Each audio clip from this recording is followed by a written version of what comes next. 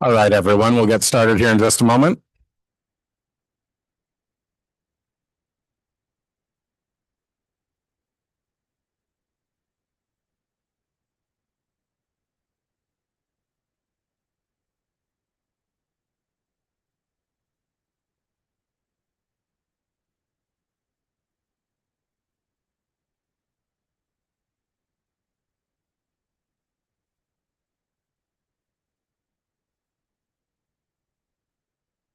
All right, I have 6:01 p.m.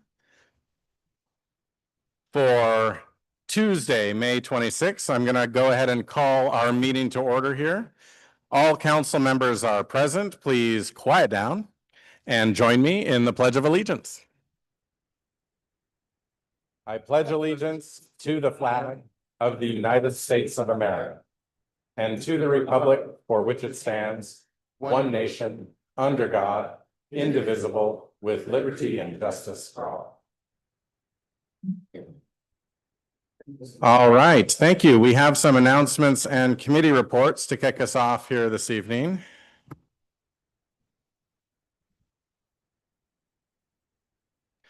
First of all, we have started work on our combined sewer overflow project today.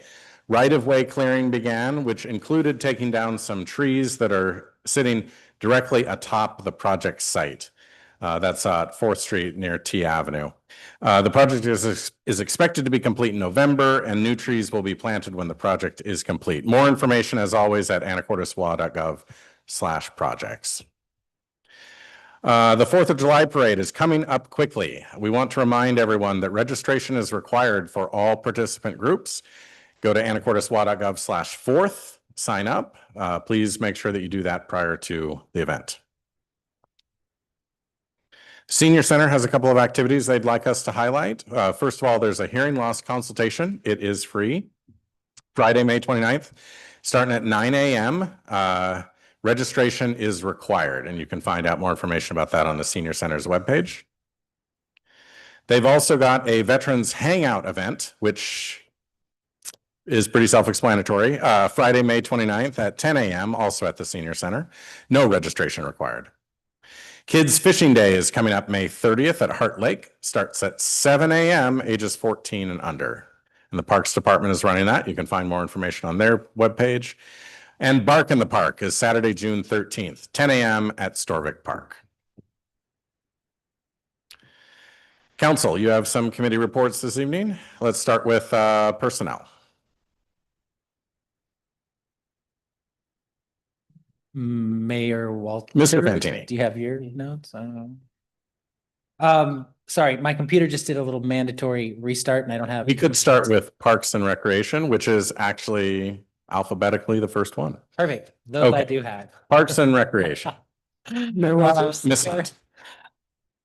Are you back up and running? I got those, yeah. Okay. Oh, sorry. Mr. Fantini. But thank you. Ping pong, not pickleball. So the Parks and Committee met on 5/21/26. It was council members, Ms. Hunt, myself, Mr. Young, as well as Parks Director John Lunsford, Dustin South, and Nicole Johnston. We did have a little bit discussion around the pickleball court, which I know is on the agenda tonight, so I'll just save all of that for that.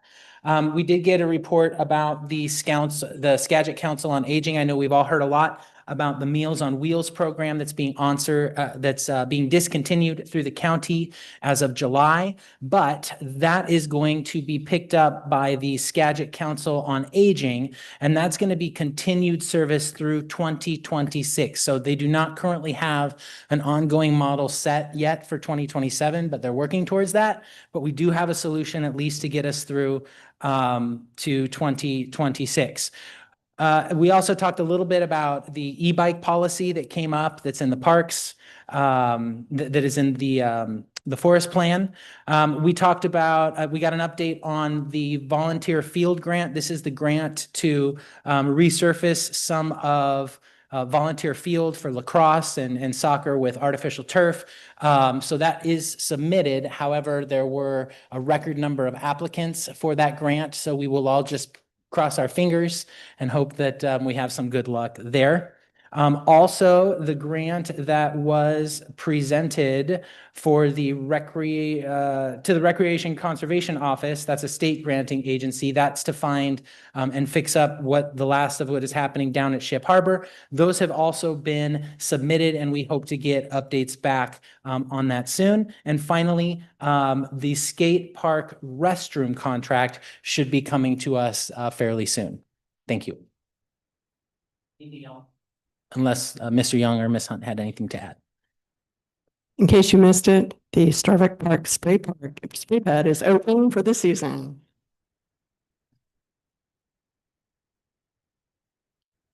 Would you like to take personnel next? Are you ready for personnel?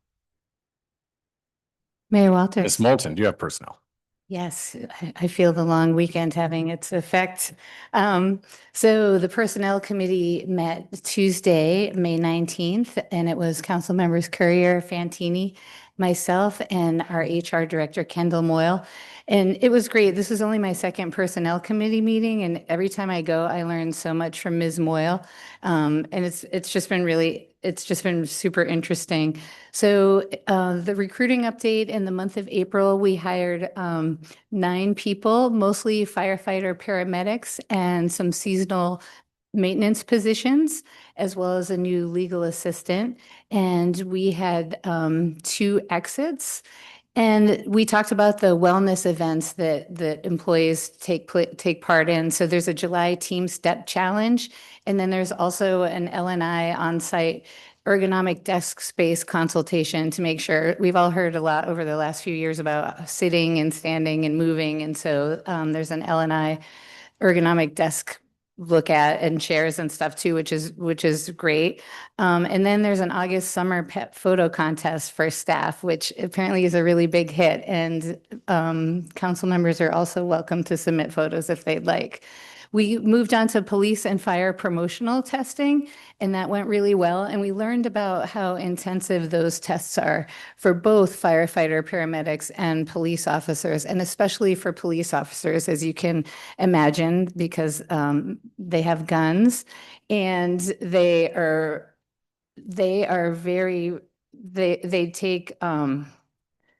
take lie detector tests, and they have to tell everything. Like if they stole a pack of gum at Walgreens, for example, they're gonna say. It's very, very intensive.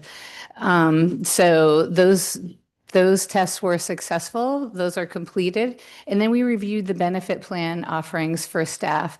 And also we're reminded that council members do qualify for health insurance if a majority of council members sign on to the plan. So that's being explored if there are 4 of us that would like to take part in that. But that was great to learn about too. And I know I'm forgetting some things, but that is the basic gist of it. All right, thank you. And finally, the Public Safety Committee. Mayor Walters. Ms. Hunt. So council members Moulton, Cleveland McGrath, and me met with Police Chief Dave Floyd and Parks and Recreation Director John Lunsford last Tuesday. Interim Fire Chief McDonald was away at a conference last week, so we used this meeting to concentrate a work session on roughing out elements of the new e-bike code that will be coming before council sooner rather than later. Firefighter EMT Tristan Lucas was in attendance, and so we were able to get his input, valuable input, regarding EMS response to cycling accidents in town, where those tend to happen, what the big risk factors are. So that was very useful, because our goal in crafting this legislation is all about increasing safety on our streets and trails, particularly for our young people.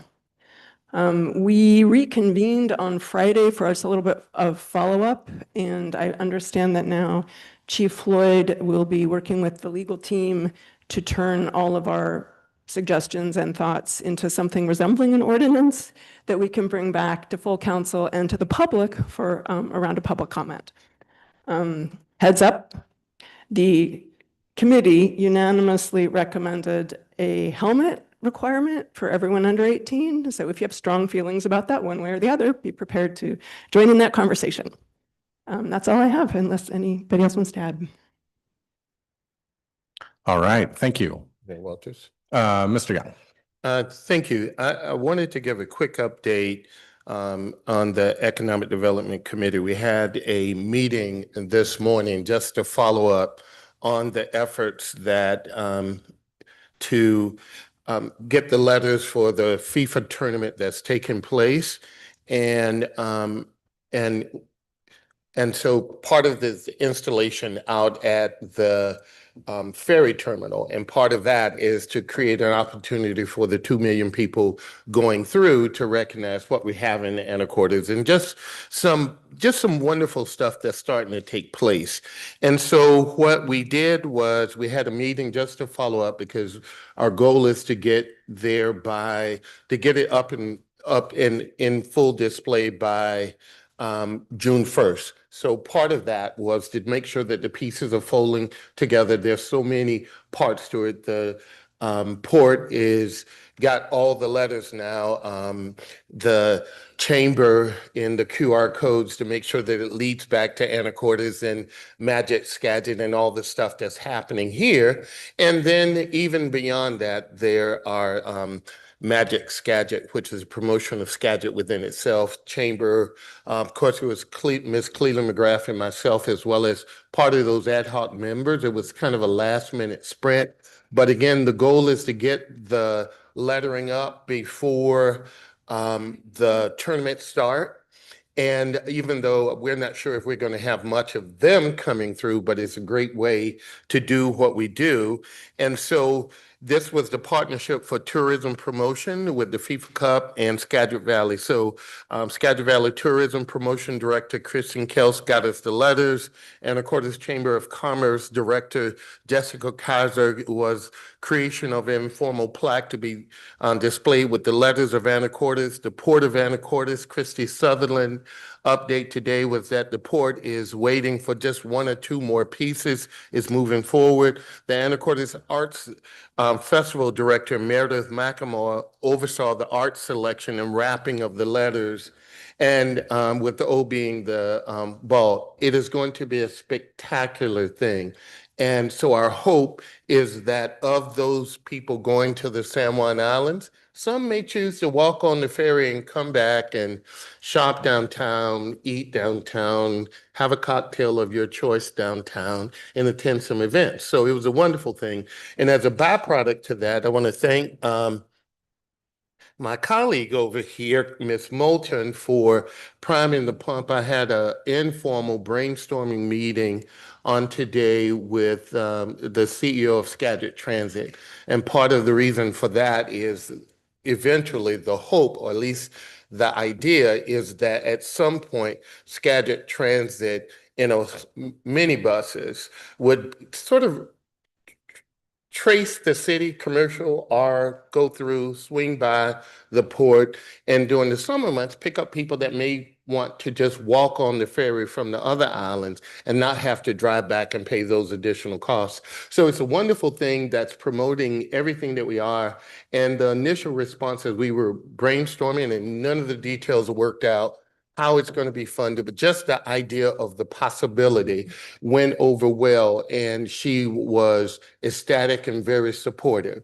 You know, as we go forward, and that's the Economic Development Committee, as well as all our partners and stakeholders, as well as the city and tribes, will try to come together to figure out how it might work for us and be to the benefit of our city. But it's a positive thing, and I hope that as the letters are installed, that as many of you would go out and take pictures and post and tag the city as well, so that everybody can know what a wonderful city we have in our efforts in order to bring things forward. Thank you. Thank you. Council, any other announcements? Mayor Walters. Ms. Khalil McGrath. Yeah, I just wanted to give a few notes about the North Star Symposium that was last Thursday, May 21st. Where am I looking here? So we had a great representation. Councilmember Courier, Councilmember Moulton, Mr. Walters, were all there from the elected body from Anacortes. We also had Coleman and Snyder from the planning department, and then Captain Fuller, and then Steve Monrad, who's our from our fire representation. So this all happened at Swinomish Casino. It was an all-day event. And so it was we had a number of keynote speakers that were talking about the North Star program, which is a partnership between all of the cities of Skagit County and the county itself to discuss and strategically plan and implement how we do a continuum of care for folks in Skagit County, whether it's social services, behavioral health services, housing, intervention, things like that. So there were some keynote speakers that talked about systems. We had what am I saying? Health folks that were doing about people and systems and the condition to recovery. We also had a really great keynote speaker in the afternoon, Christopher Polis, who talked about his experience being in homeless and on drugs and going to federal prison and then going and getting his law degree after that, and is working in the court system in both Maine and Washington State about how to get folks who are leaving the prison system to be well acclimated and successful outside once they have finished their sentence.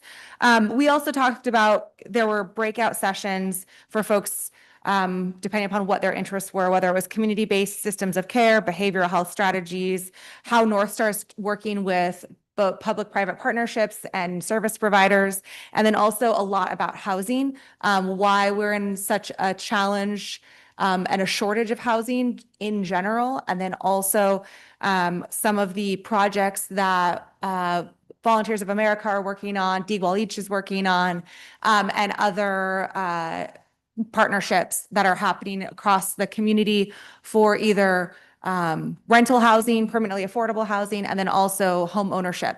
So it was a really great long day. I encourage anyone who didn't make it this year to come. The public's also welcome to come. I think it's pretty informative. And if you have any further interest, you can always go to northstarskagit.org.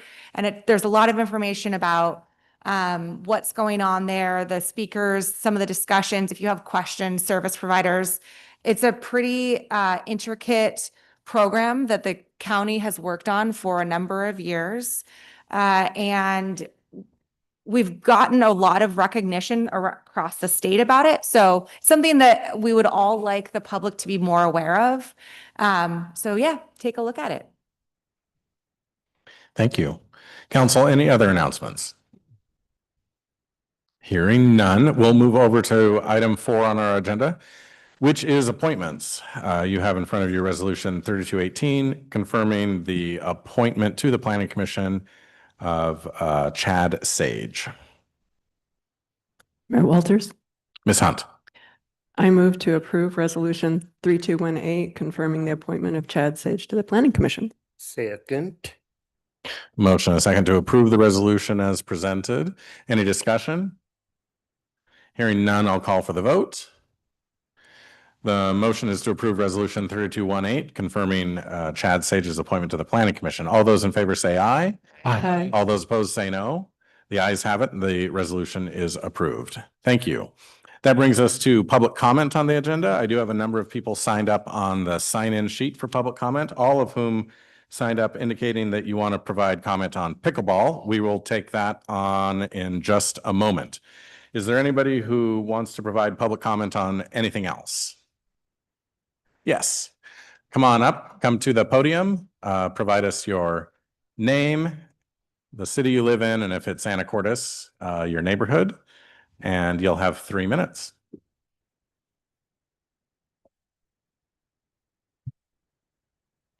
Good evening, Mayor and City Council members. My name is Gina Peterson. I live in Anacortes in Ward 209.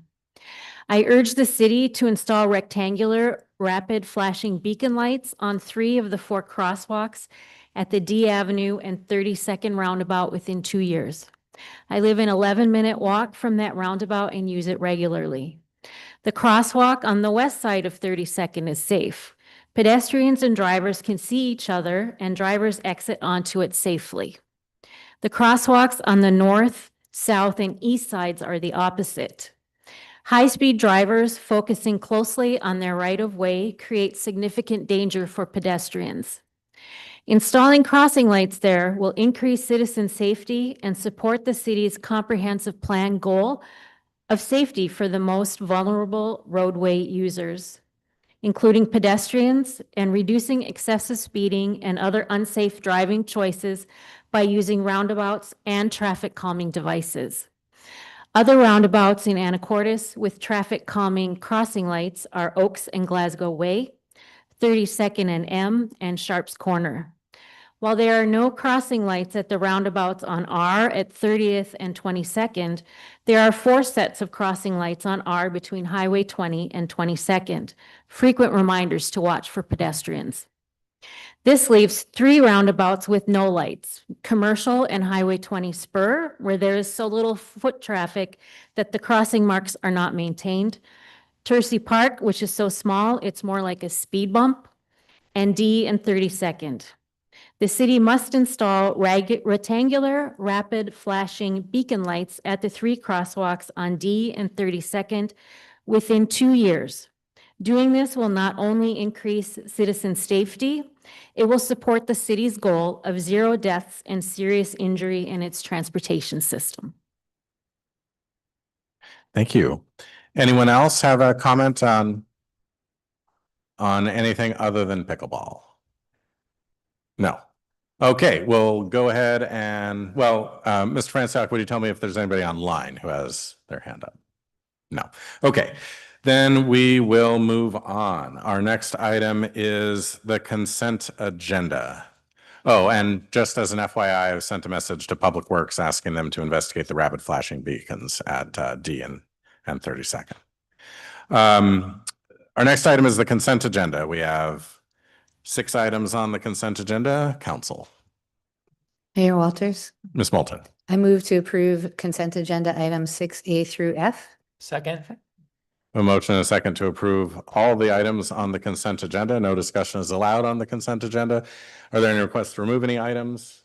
Hearing none, we'll proceed to a vote on the motion. The motion is to approve all the items on the consent agenda. All those in favor say aye. Aye. All those opposed say no. The ayes have it, and the consent agenda is approved. Our next item is 7A, which is Resolution 3217, adopting an updated public participation plan for the periodic update to the Shoreline Master Program. Ms. Grage, I assume you're presenting this item since you're standing at the podium. That would be correct. Thank you, Mayor. Thank I you. get some of them right. Thank you. Good evening, everyone. I am here to request City Council adoption of proposed Resolution 3217, which would adopt an updated public participation plan for the SMP Shoreline Master Program periodic update. Just as a brief reminder to everyone, the Shoreline Master Program, SMP, is the document that guides and regulates use and development of the city's shorelines. It contains goals and policies and a set of regulations. And the Shoreline Management Act is the state law that requires that the city have a shoreline master program. It requires that the city update or review and update the shoreline master program every 10 years to make sure that the plan is remains consistent with updates to state law and to updates to local codes and plans that occur between or since the last periodic update. The city began this current periodic update process in 2019. The process included releasing 2 or 3 different drafts of the proposed updates to the plan, multiple public comment periods and public hearings, and recommendation from the Planning Commission to City Council to adopt the periodic update. Subsequent to that, there was local adoption was delayed. And we are now reinitiating the SMP periodic update process that was begun in 2019. And since we've had some time that's gone by, and we have seen some changes in state and local laws, and people change and property ownership changes, and staff is proposing that we have this updated public participation plan to guide the rest of the update process through adoption. This is just a map that shows where the Shoreline Master Program applies. It's so along all of the marine shorelines of Anacortes and the lakes, Cranberry Heart and Whistle Lake, a portion of Lake Erie, and the water and land all waters and the land within 200 feet of the ordinary high water mark along all of those shorelines. So just a brief history of the actual public participation plan, which is what we're here to talk about. The initial plan was released back in 2019 when we began this process. Recently, city staff proposed updates to the plan, brought those to the Planning Commission for a public hearing. We took public comment from members of the public, received some written comments, and ultimately, the Planning Commission voted to recommend to the council adoption of the updated public participation plan with some changes. And I've listed those changes out below, and I won't read through those. But staff has made the recommended changes to the draft that you have in your packet. And finally, this is just an overview of the rest of the Shoreline Master Program periodic update process. And so we are here in May, June, and requesting the resolution or adoption of the resolution for the updated public participation plan. We plan to hold an open house on the SMP update on June 9th from 4 p.m. to 6 p.m. here in council chambers. So hope to see you all there. And I think that you can see the rest of the schedule through the end of the year, which is the goal for completing local adoption of the SMP amendments. And the public participation plan is intended to show how the city will provide for public participation through the rest of the process. Some information there about the city website. There's a SMP update project website that you can go to and find all of the documents that were previously released and reviewed, and all of the public comments that have already been provided. And then as we move forward, future drafts of the SMP will be available on that website. You can sign up for emails to receive notifications when there are opportunities for public comment or drafts released. So just wanted to get that plug in there for everyone. And That's all I have for you. Are there any questions? Council, any questions? Mayor Walters. Mr. Fantini? I just wanted to appreciate the planning commission and staff's role in what has happened. And also I appreciate the fact that the public comments that were made kind of to this process here were addressed in what they're changing. So it's always nice when that happens. I know we're pretty much just procedural and talking about rules tonight, but I am kind of curious. So with the ecology department currently working on that rulemaking and sea level rise, has the planning department had any communication with ecology about whether Anacortes's updated timeline and scope should account for those requirements? We are in very close coordination with our shoreline planner with ecology, and have had a couple of different discussions. And part of staff's upcoming work will be to update the gap analysis that was previously done for the update to identify any new changes to state law that should be addressed within this upcoming SMP. So we don't have it totally identified, everything that needs to be accounted for within this update, but we are working on that. Great, thank you. Council, any other questions? Mayor Walters. Mr. Courier? I don't have any more questions. Just think we should take it to the public. So move to adopt resolution 3217, resolution adopting an updated public participation plan for the periodic update to the Shoreline Master Program as presented. Second. All right, we have a motion and a second to approve the resolution as presented. Any discussion or other questions? All right, let's go ahead and open it up to public comment on this. We do have an asterisk on the agenda. Is anyone here to comment on the public participation plan for the Shoreline periodic update? None of you? Not a single one? Not? Oh, one hand. Come on up.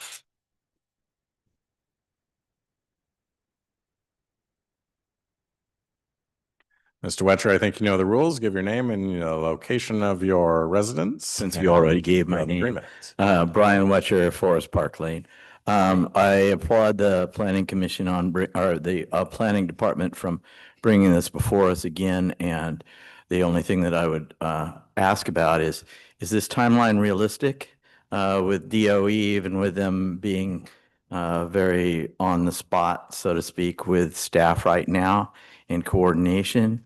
I don't see a lot of public hearing, public comment noted in the plan on the board. And I would ask about how much public comment there will be going forward.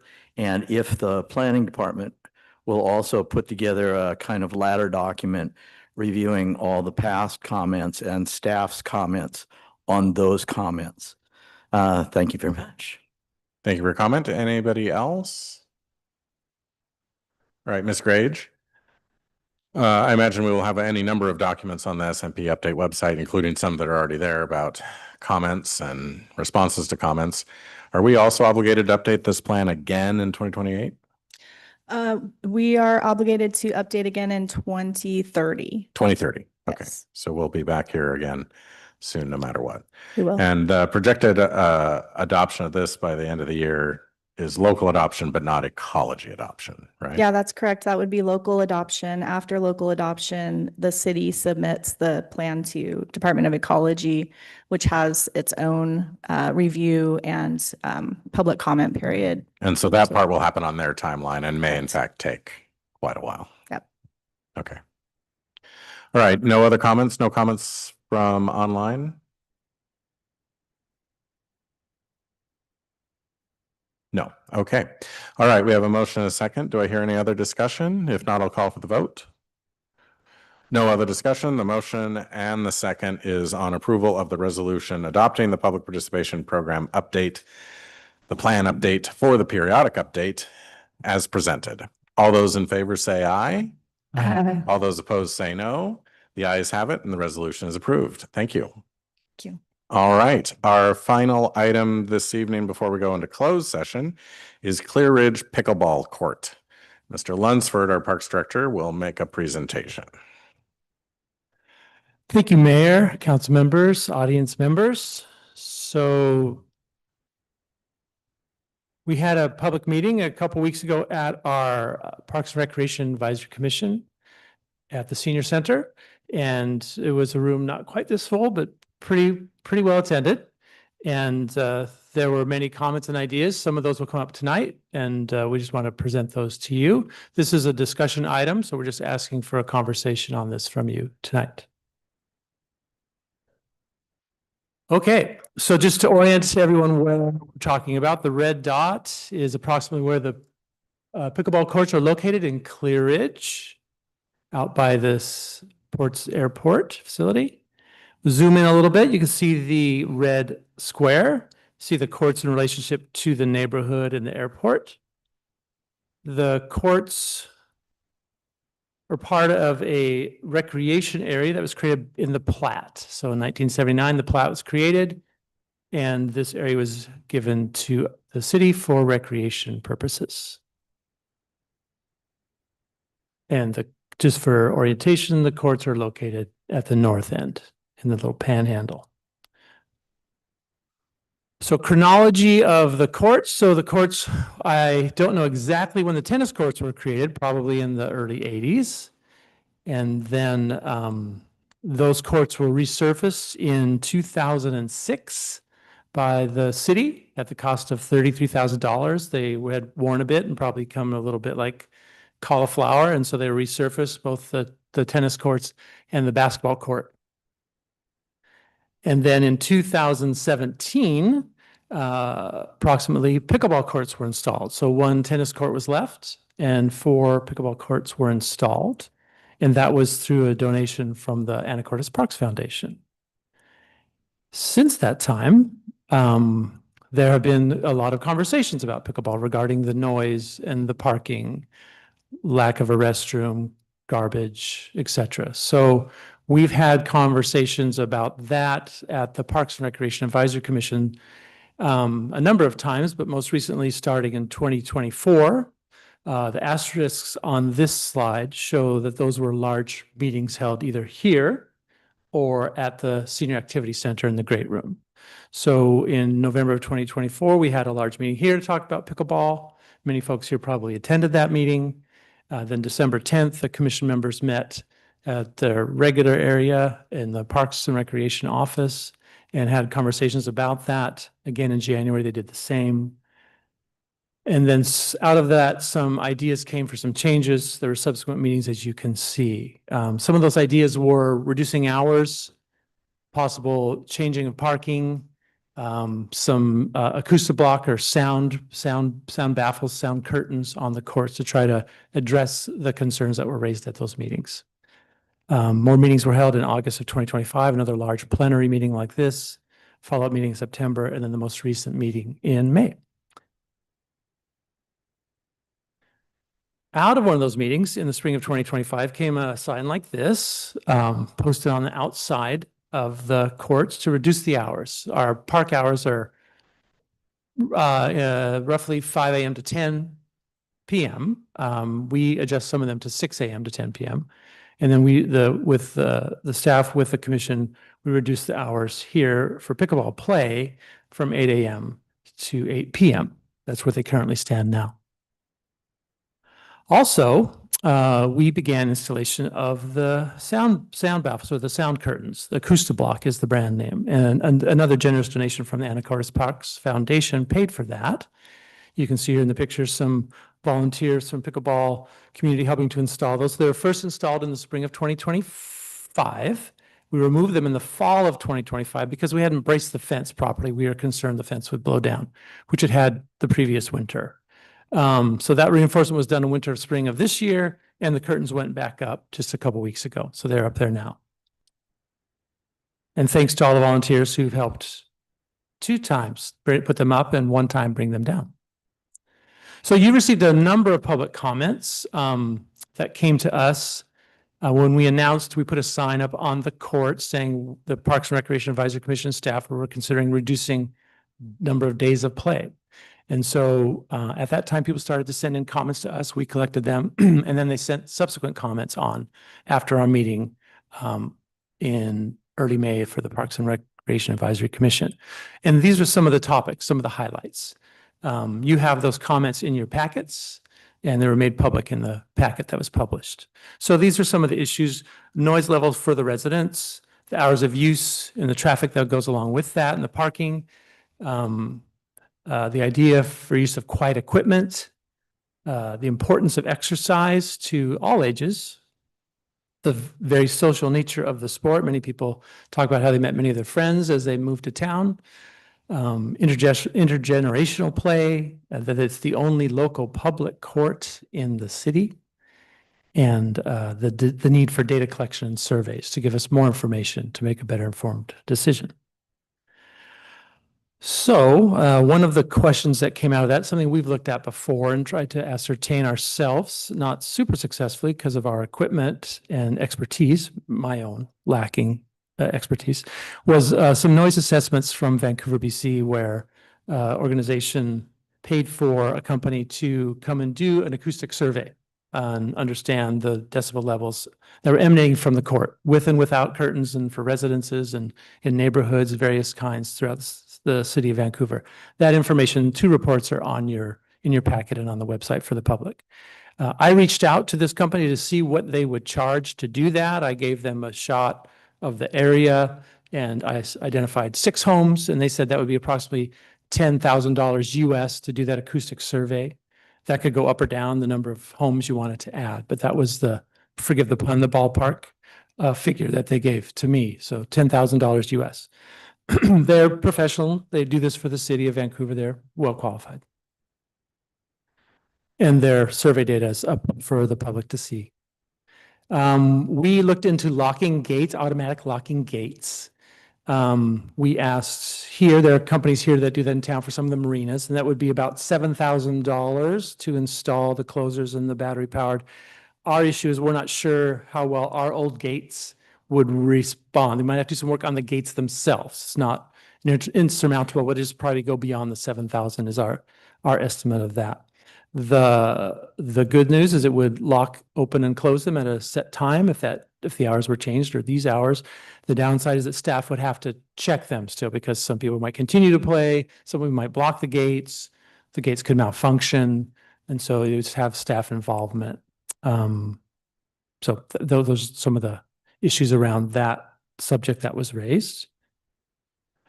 Reduced days or hours. So the Parks Commission members and staff spoke after the meeting on, I think, the 11th of May at the Senior Center, and looked at what we could or couldn't do based on some of the comments that we heard and some of the comments we've heard over the past couple of years, and recommended reducing the hours of play or reducing the number of days of play.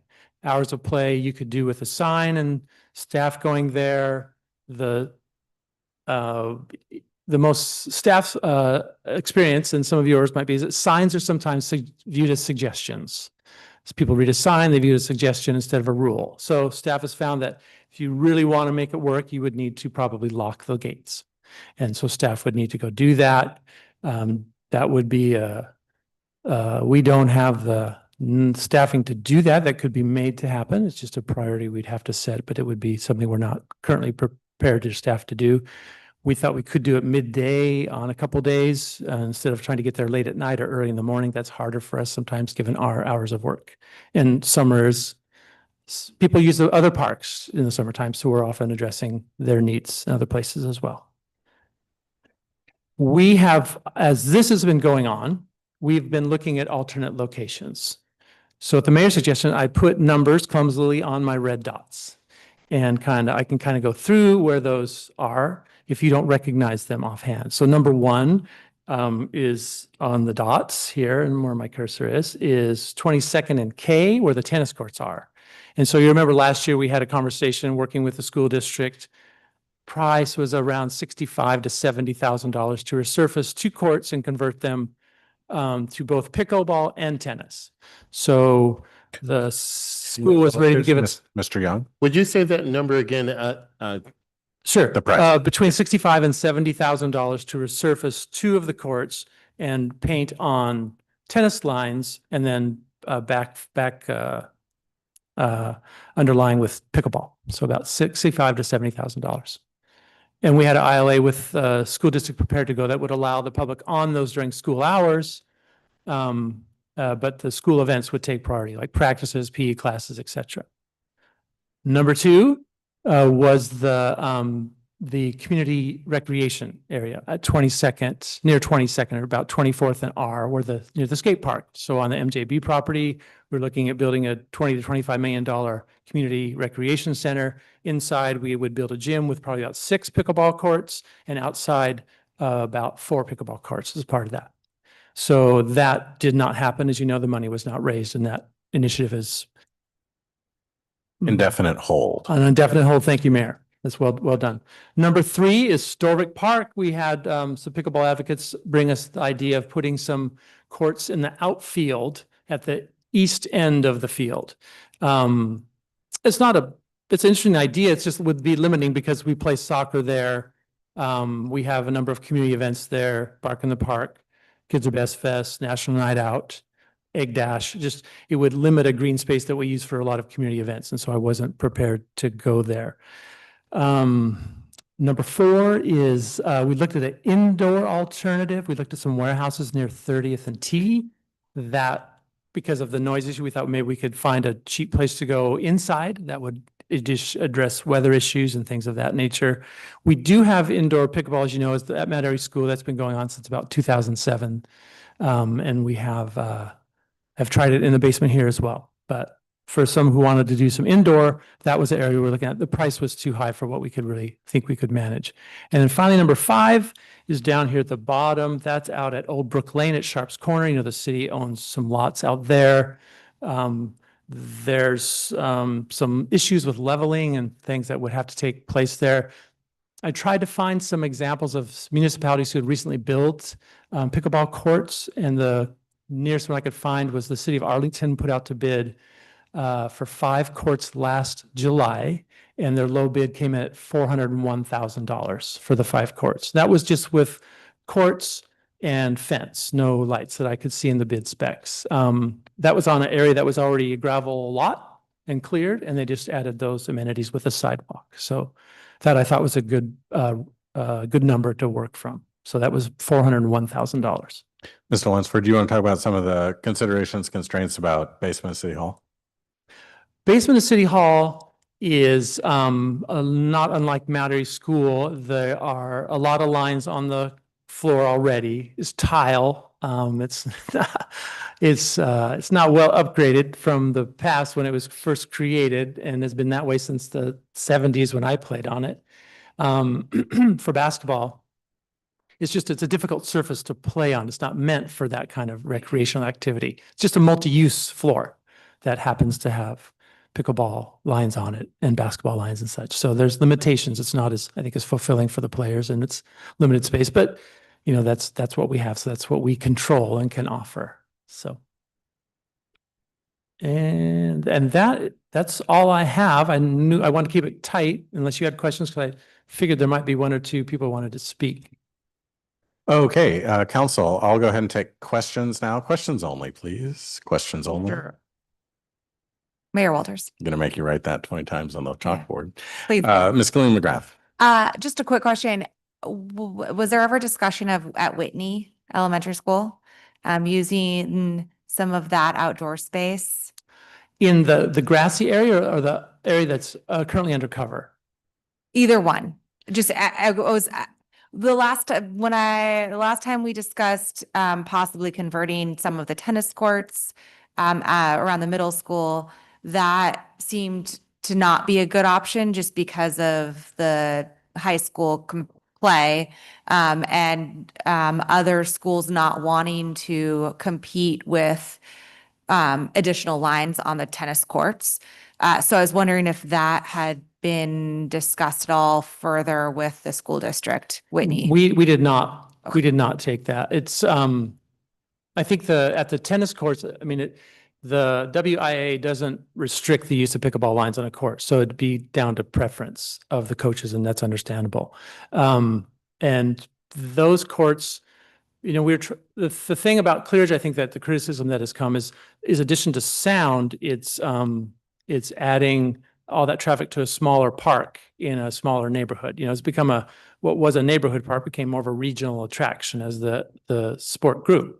So we are looking for a wide open area to do it. Whitney could be a place that you could look at. You'd probably want to do more sound curtains and things like that. But yeah, we could look at that for sure. Council, any other questions? Mr. McDougall? Yeah, the downstairs, or I guess the basement of City Hall, you said the floor is the primary barrier. Could essentially a floating floor, temporary floor be put in and basically facilitate play? You could. The limitations there is it's small. I think that you know, we had one court going there, and that was enough room. I don't know if you could fit in two there. That would be a pretty tight squeeze. Okay. But yeah, you could do amenities at places like that, or Mount Airy School if the funds were there to add to the game, if that's what the players were looking for. Okay. And wild idea, because I don't know how big a pickleball court is, honestly. What about in here? In here?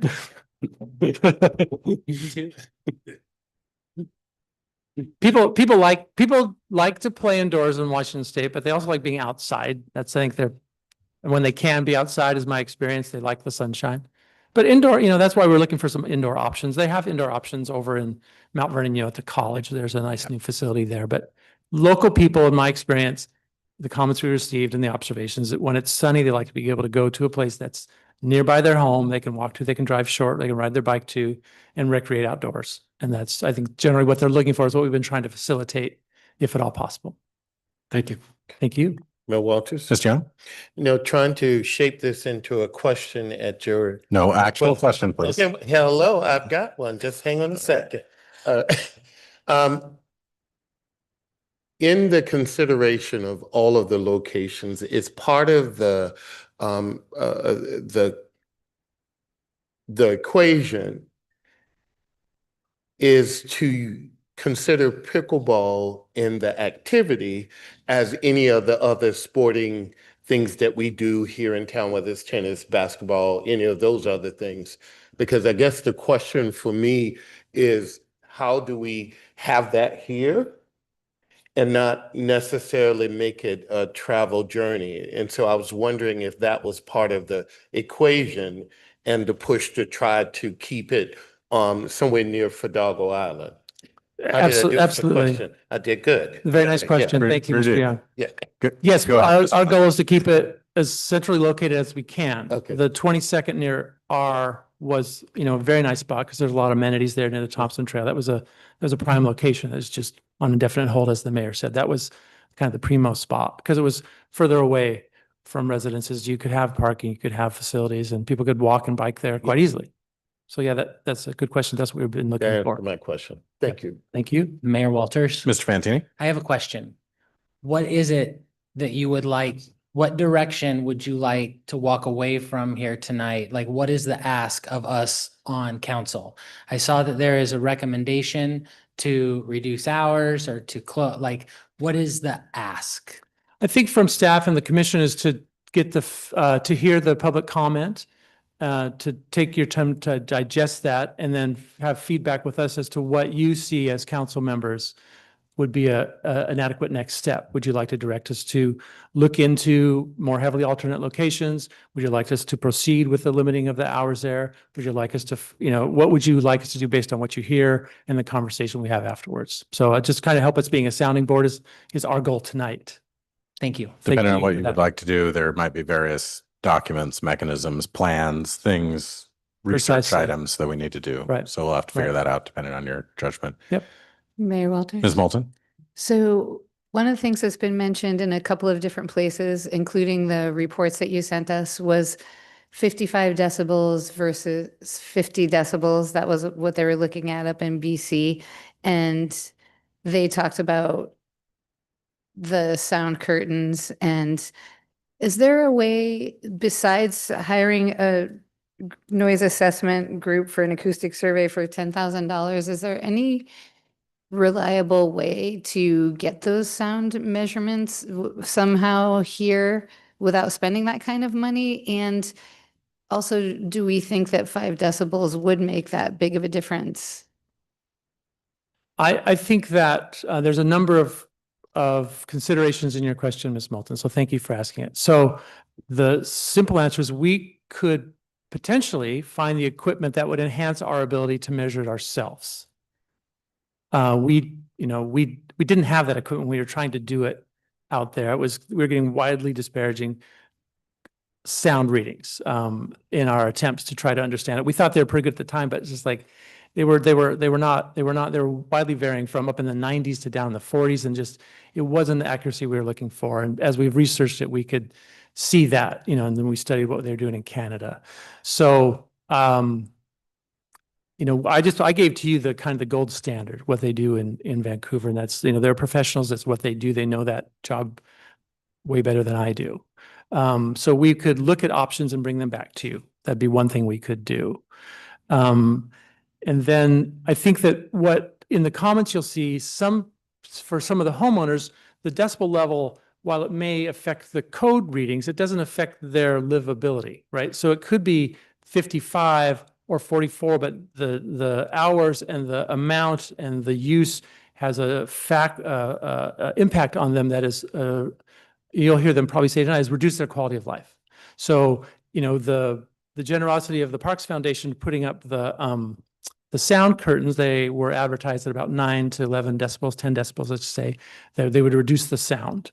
But for some, that has not had a positive impact. So I think you'll hear from the people who comment tonight just on their views of the sound laws and the rules in the city code, and then their quality of life and how that affects them. So that's my anticipation. But that'll be the conversation we're looking forward with you. And we could look into the acquisition of professional sound metering equipment, not for the Parks Department, but for code enforcement generally, because obviously sound issues, noise issues come up in a variety of contexts, but we don't have that equipment now. Mayor Walters. Mr. Courier. Mr. Lunsford, my question is regarding enforcement. Can you talk a little bit about, because some of the stuff that came to our attention is that if somebody's playing after hours, what are the consequences and who's paying attention to that? Right. So if we get a call, so if I get a call, I'm in town and available, then I would go out. I've done that on a few occasions. Sometimes I've caught the people doing it. Sometimes I've just missed them. When I've caught them, I just look, it's closed. I'm with the city. You got to go. And they do. And so that's hard for us to be available every night at 8 o'clock. 7 days a week to be able to do that. I know that the police can be called. I don't, if they're dealing with a situation downtown or domestic violence, there's tiers to what they're going to focus on. If they're available, they go out. I'd have to talk to Chief Floyd to see the numbers of calls and how that response has been. I would imagine they'd have the same conversation. Bay the signs, closed, please go. So that's how the enforcement has played out so far. So there isn't if you have a few people that are kind of messing it up for a lot of people that are out there kind of pushing the envelope, there's no monetary fee that's being assessed to those people or any mechanism to do that at this point? We have not done that so far. Is the mechanism there to do it? If I'd have to defer to Ms. Swetnam and Chief Floyd, but depending on how the situation escalated, if they were just there, I don't know that there's anything I could do to find them. And once I ask them to go, right? I would assume most people would follow the rules, but they generally do. In the case that you have somebody who doesn't, I was just curious how that went down. We do have a code section on that, creating a $125 Class 2 civil infraction for staying in a park after hours. Mayor Walters. Over here. We also have a mechanism to trespass people from city facilities. So if there was an individual that was a repeat violator, they could be trespassed from the area for a period of time, depending on the circumstances. And then a violation of that would involve a criminal citation. So. Council, any other questions at this point? Mayor Walters. Ms. Hunt. A very simple question. Could you please leave that slide with the map up while everybody else is having their comments? Absolutely. I think it helps discussion. Thank you. Absolutely. Okay, thank you. Anybody Mayor else? Mayor Walters. Anybody before we go back to Anthony? Actually, I think you were maybe the second one. Yeah, go ahead. Go ahead. Thank you, Mr. Walters. Gracious. My, I, I guess, the challenge is I would like to believe that most of the pickleball people are honorable, will honor what's being said or what's not done. And I'm sure I would like to believe and hope that they would also do a bit of self-policing in this process, because this type of discussion, maybe a lot less intense and good intending. So would you, Mr. Lunsford, sort of give us a total of the investment that was made into this location, whether it's by foundations, team, Sure. staff? Because I think that's important. Sure. No, thank you for that, Ms. Jung. That's a great question. So in 2006, when we resurfaced the courts, either just the cost of, doesn't have yearly maintenance and things like that, but the cost of the resurfacing in 2006 was $33,000. And so that was, I believe, city money at that time. I couldn't find any notes other than that. But, and then 2017, when the courts were installed, pickleball courts, the number I found in the Parks Foundation minutes was 19,000. And others here may know that better, but that's the number I have when those courts were put in 2017, $19,000. And then in 2025, with the curtains and the fence, that purchase came to $33,390. So $33,390. And that was again another Parks Foundation donation. So the 19,000 and the $33,390 were donated by the Parks Foundation generously. But I'm showing that I've got the 33,000, 19,000, gave a total of 52,000, and then the 33,000 in 2025 gave a grand total, before park hours and staff, Right. of about $85,000. Yep. Okay, thank you. All right, council, I'm going to go on to public comment at this point. We have a number of people signed up, and I'll take those people first, and then we'll go on to anybody else. First couple of notes, when you come up, please adjust the microphone. We got a special longer microphone. It should adjust to whatever height you are at. I'll ask for your name, your city of residence, and if you're in Anacortes, your voting ward or neighborhood for the record. Each commenter will have 3 minutes to address the council. There's a set of lights on the podium there. Green means go, yellow means you got 30 seconds, and red means stop. Please address the council, not the audience. Council members won't respond to your questions. So if you ask questions, go ahead, but we won't stop to respond to them. Meetings are intended to be of a neutral and business-like atmosphere, so we don't allow signs, cheering, or applause or other disruptions. Sometimes I get the name pronunciations wrong here, so we'll just start off. We'll do the best we can. Frank McCoy. Oh, Frank McCoy. That's what it is. That was a big one. That was a big one. That was a big one. That was a big one. I knew you could handle it, Frank. Actually, before I start, my name is Frank McCoy. I live in Clearridge. I live on Glasgow, right there where the courts are on Glasgow at the top. We're a little bit further down. We hear the airplanes. We don't hear the pickleball.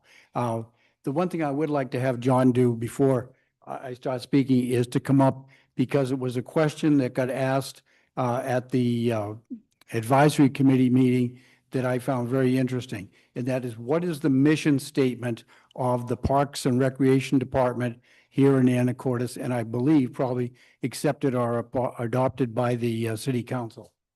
John, could you be willing to say? You just got to provide your comment, Frank.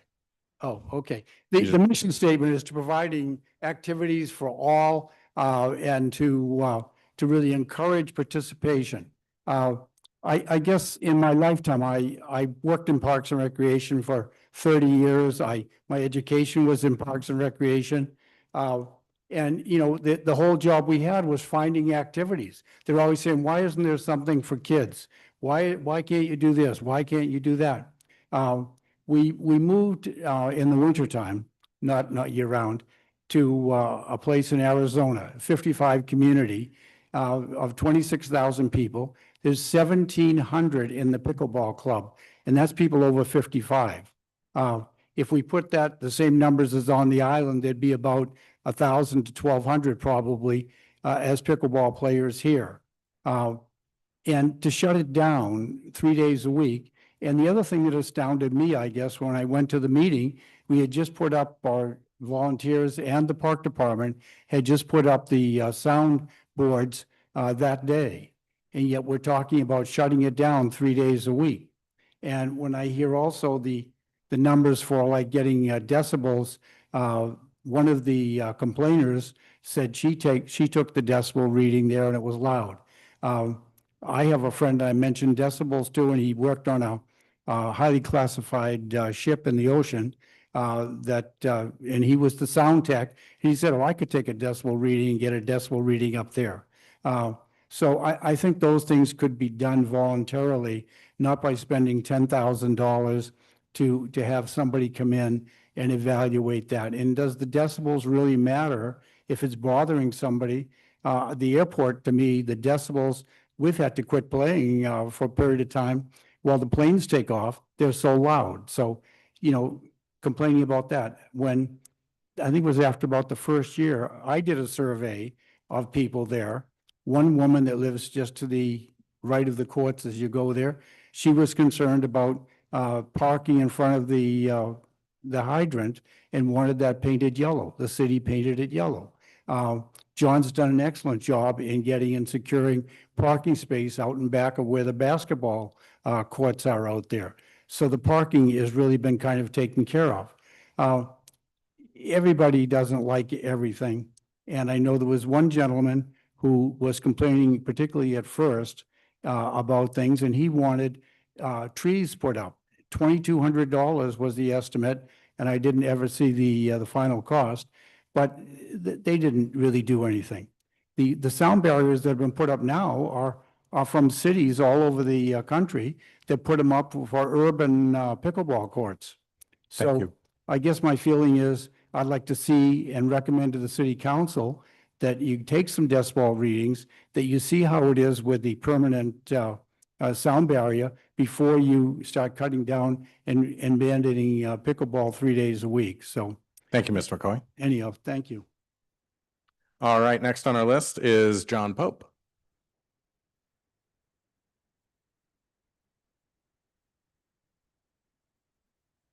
And after John will be Paula Plummer.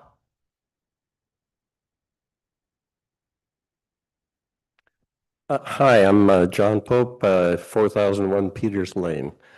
I've been kind of a friend to the city for years. I'm on the Anacortes Parks Foundation now.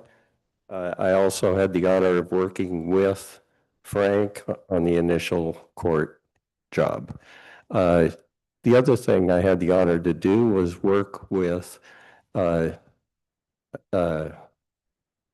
Nicole Johnson, a wonderful woman who selected the material on a recommendation, did the research, and the Acoustablock, actually the point I really want to make, it really works. If you walk up to somebody who's having a loud argument and you get that stuff between you and those people, you will not be able to distinguish what they're saying. You also can't see through it. So if you're irritated by the play, you're not seeing it. So it also cuts the wind, which helps play, especially in a windy area like the airport. So what we really did is we kind of fixed the fact that the park was built a little too close. And we really did fix it. 11 decibels is a lot. And it really does it. Thank you, Mr. Pope. Paula Plummer.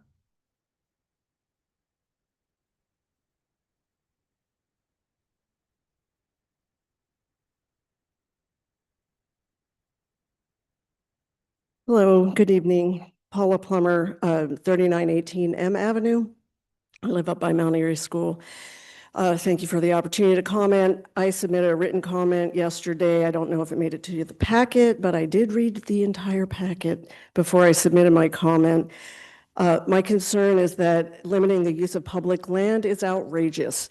I am tired of trying to mitigate a situation over this period of time where the people who have made the complaint are not establishing the case that we should switch the state law, switch the city law for their convenience. Public land is scarce. This is a very limited resource that a lot of community members use. There are very few people that have objected. I read the written objections. I've listened to comments in meetings. I gave my phone number to the big complainer and nothing, no response. That was an attempt to mitigate concerns. Take them very seriously. Many of us have had numerous conversations about what can we do to make everybody happy. We don't have to do that. Legally, that is not required. The efforts that have been made are, in my opinion, they haven't made a prima facie case that they are harmed or that the activity is causing them either a nuisance or that the sound level is beyond what the state law and the city under the state law requires. So they can do that. They can pay the money. That's not the city's burden. And believe me, I have been very sympathetic. I know this sounds harsh, but this is ridiculous to have this many people show up this many times to try to mitigate. A lot of people here want more courts, different places. But park hours are either the state law says public parks are open from 7 in the morning till 10 at night. Limiting 8 to 8, that is not legal. That shouldn't have happened. It's arbitrary. It doesn't address the issue, and the Parks Commission, the advisory committee, thank them for their work, but it doesn't address the issue. We don't know what the work hours are or when the people are home or not home, whether 8 to 10 or noon to 1. It's an arbitrary decision unless you're talking about actual impact on the people on both sides. So just changing hours, it's not effective, it's not legal either. The Canadian study is based on different Canadian standards. Their situation is different. We have state law that applies. City has to follow state law. We don't follow BC law. We're not a province. So it's interesting. It's interesting. It was interesting a couple of years ago, but it's not relevant to the decision that the council needs to make right now. Thank you, Ms. Blower. Thank you. Our next speaker is Mike Van Quickenborn, and he'll be followed by Justin Kirby.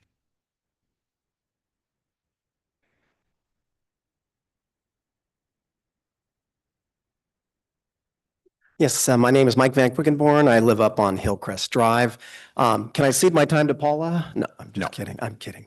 Thank you for asking. Yes. So just to let you know, I play pickleball typically at Mount Airy at the school at night, and been doing that for a couple of years, and it's great. But just so you also know, I played in the basement here in City Hall, and actually I prefer it to Mount Airy. It can fit one court very nicely, so maybe consider that, for the future. It's a nice place to play. Yeah, but I do want to actually echo what Paula was saying, because of course you all have the power to set what I would consider really a terrible precedent by closing a park for the first time that at least anybody can remember here in Anacortes. And basically the precedent that you would set is to let a small handful of people diminish the ability of hundreds of people, residents and out-of-towners alike, to enjoy a very pro-social and healthy activity.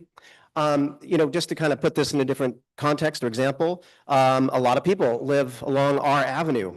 I am certain that if the city were to reduce the speed limit there to, I don't know, 25 miles an hour, 20 miles an hour, that would reduce the noise along our avenue. That would maybe increase their standard of living there. But of course, you wouldn't consider doing that, and you shouldn't, because there's a lot of people who benefit from that being a thoroughfare.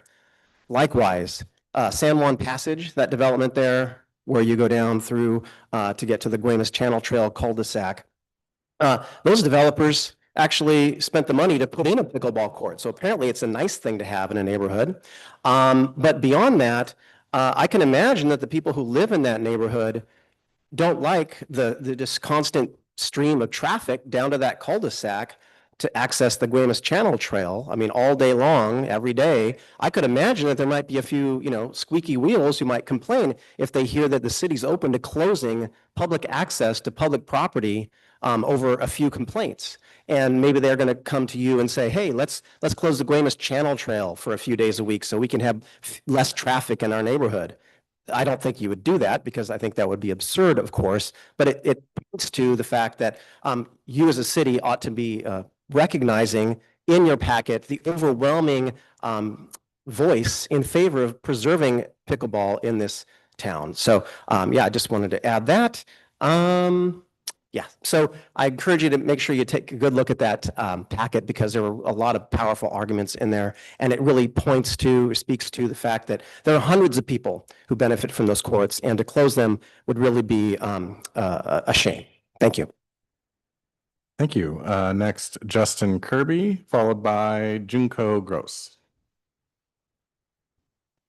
Hi, Justin Kirby, 3966 Rock Ridge Parkway. I love pickleball. Bring the mic a little closer. Oh, sorry. Justin Kirby, 3966 Rock Ridge Parkway. I love pickleball. I'm 59 years old. I loved playing tennis. I can't play tennis anymore. It's just too rough a sport for me. And it's given me so much joy to play over the last 2 years. And I've made so many friends. And it's so popular. It's actually the fastest growing sport in America right now. I only heard about the idea to just kind of limit the pickleball courts about an hour ago. I guess I have the same questions. Do you have any idea how many people are complaining? Has there been any signatures gathered so you can understand how many people are actually concerned? The decibel level, have you tested it versus a baseball game, a football game, a high school tennis game, or against any of the numerous public parks that we have in our town? Again, this is a public park. It's right next to the airport. It's obviously incredibly loud over there. I live over there. I hear the planes too. When people around this park bought their house, they knew there was a park there. They shouldn't be able to dictate what a public park does or who goes to a public park. It's our taxpayers' money that's got that public park. And just as others were saying, what's next? Are we going to tell Little League and high school baseball that they're too loud and limit them?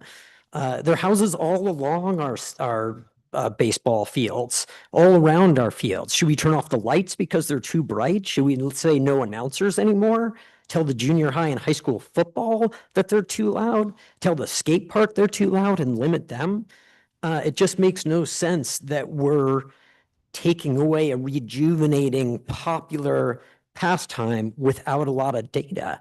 And I guess, please don't limit the time when you don't actually have all of the facts that you need. So thank you. Thank you. All right, Junko Gross, and then Dave Geyer will be next. Do we have Junko? Okay. All right. Perfect. That is perfectly all right. All right, Dave Geyer, followed by Susan Yip. Good evening, Mayor, Council. Congratulations on becoming mayor. You wanted to be a mayor for a long time, and for the 5 years I've been here, you're in, so congratulations. I hope you do a great job. Mr. Fantini, you're representing our area. Congratulations on your appointment. Regarding the pickleball courts, I'm 200 feet away. I'm one of those people that's in the zone of noise. And pickleball noise is really not the problem. And some of these pickleball enthusiasts don't live near our pickleball court, which happens to be the only one down on San Juan. When that developer put that in there, it was dedicated over there, and they have very restricted hours of use, and it's limited to just those residences. That's why you're not playing there. Same thing at Skyline. But the big problem that everybody is forgetting is that the parking isn't solved.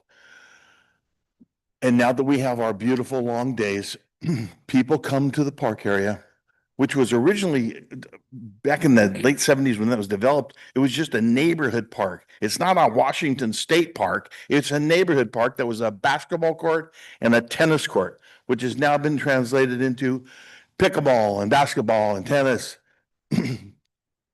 I digress. The big problem is that you wouldn't want defecation and trash in your yard. And people, as Commissioner Young pointed out, it would be really great if everybody followed the rules, but they don't. That 8 to 8 is ridiculous because now that we have the long line, people are there till 10 playing.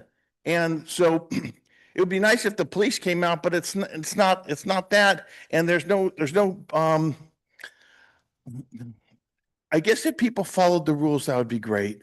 But if there was some a penalty for breaking the law or trespassing, that would be good. But the city doesn't seem to want to do that. I was here last year and we talked about the same thing, and we need to if the hours were a little fewer and were enforced, that would be great.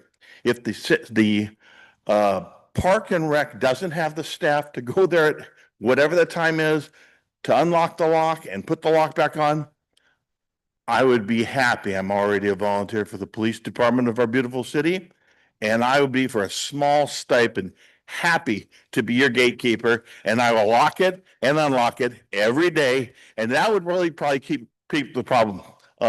Dave Geyer, I'm at 4422 Glasgow. Thank you. All right, we'll take your employment application at the door. Thank you very much. Susan Yip is next, and then Len Cluft. Hi, my name is Susan Yip. I live in Clearidge, and I'm like 3 blocks away from the pickleball court. And we can't hear it that much, but we moved here like less than 3 years ago, and we actually were tennis players. So one of the reasons why we moved here was like, hey, there's a tennis court. So pickleball was like, oh, okay, that's not for real people, right? So the thing is, with tennis, it's hard to find people that can play, right? So my husband plays a lot better than me, so he's got tired of playing with me. So we actually went to the dark side, actually. We went to pickleball because, you know, when we see people playing, there's a lot of old people. Okay, I'm old too. I'm Chinese, so you can't tell. But there's a lot of old people playing when we were playing tennis. We're like, okay, that's kind of, you know, it's like 2 square, right? But that's from not looking. But the fact that there was older people playing, they're out there and they're getting exercise. Okay, so after our eyes were open, because we went to Arizona, and we learned how to play there. And so we came back and we had newfound love of the games. So there's a lot of people. I find it, I don't know, I live 3 blocks away, so I can't see it, but I can't hear it. Maybe on a clear day you could hear, I could hear it from, you know, maybe a little bit. But I don't live that close. So, but when we go there just recently, and I wanted to tell you that there's a whole age group of people that play. So I'm thinking the naysayers, if you look here, I'm sorry, but everybody's kind of old. Okay. Sorry, you know, all around our age. So I don't know, like, you know, you don't got mean senior citizens, right? So, you know, we've been around for a while. We're going to follow rules. So the people that probably aren't following rules maybe are some of the younger folks that are there, and you just need to tell them to go. So, but the fact that there's young people that play there too. There's little kids. I saw a grandmother, you know, playing with her grandchild. One of my neighbor friends, she has 3 young boys, and he just goes there and just looks longingly at the old people playing, right? And he just longingly looks, and he comes with his grandpa sometimes or his dad, and they play. And in middle school or in school, they have pickleball, so they'll have nowhere to play, right? So yeah, 20 seconds. Anyway, so so it's multi-generational. My husband is an engineer, and he's introverted. I'm obviously not, but you know, it's a good way to meet people, and it's very social. I met so many of these friends that I wouldn't have met before. I got 3 seconds, and anyway, so please don't shut it down. Thanks. Thank you. All right, next Len Cluft and then Brad Adams.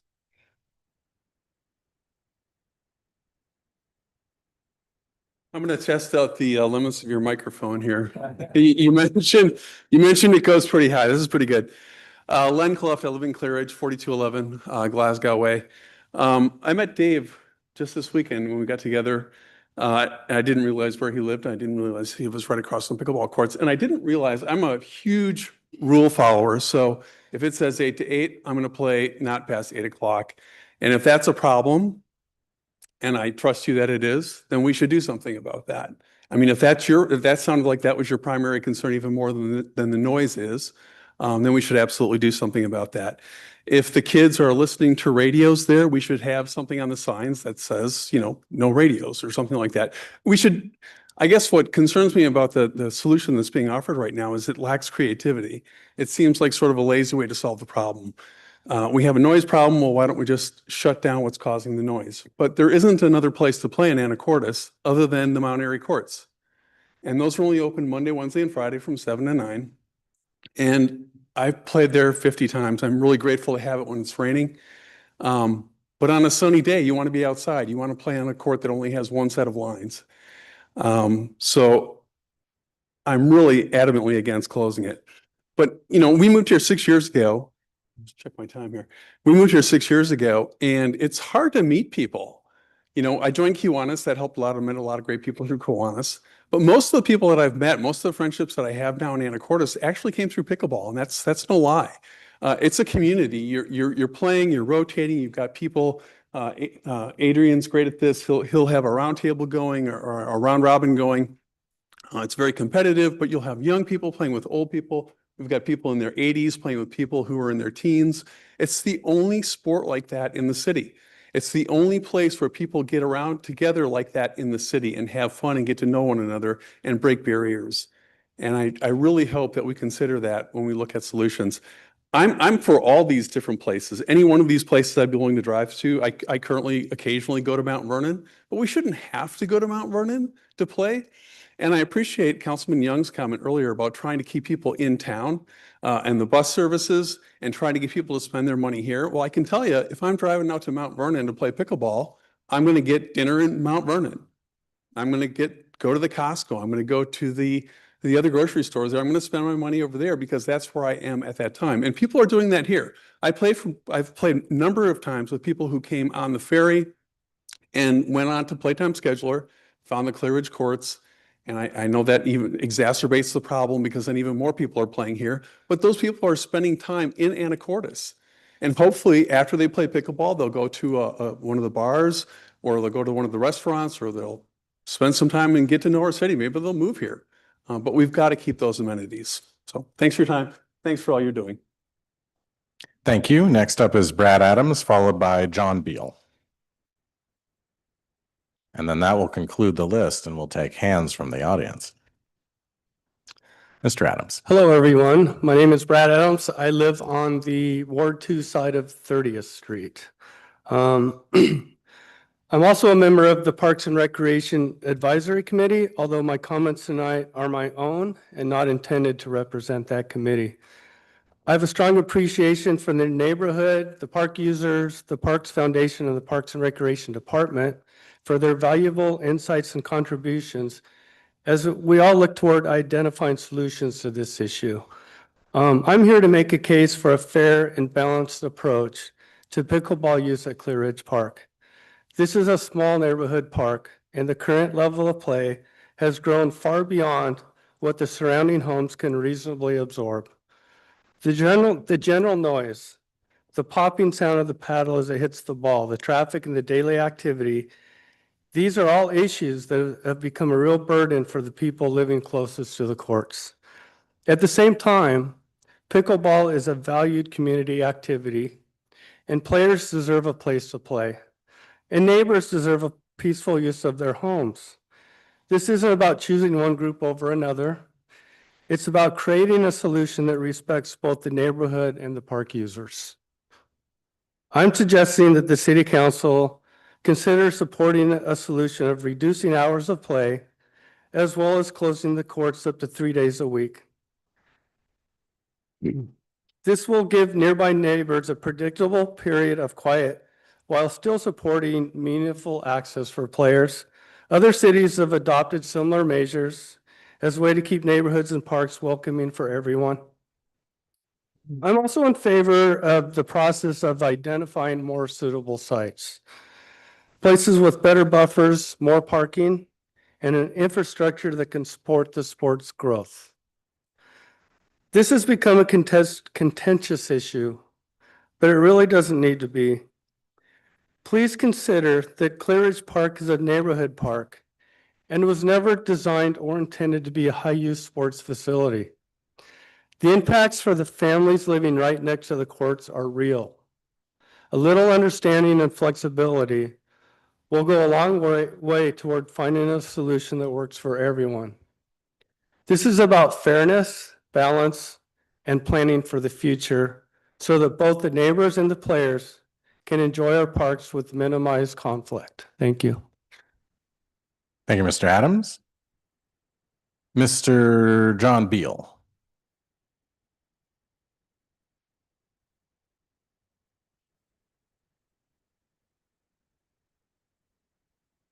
Hi, good evening, Mayor and City Council members. Thank you for the opportunity. I want to just provide a little bit of context for this. And yes. Could you state your name and your excuse me, John Beal. I live on Tartan Place in Skyline. Thank you. And I'm approximately about maybe 4 or 5 blocks from the Clearridge Courts and have been playing there for several years.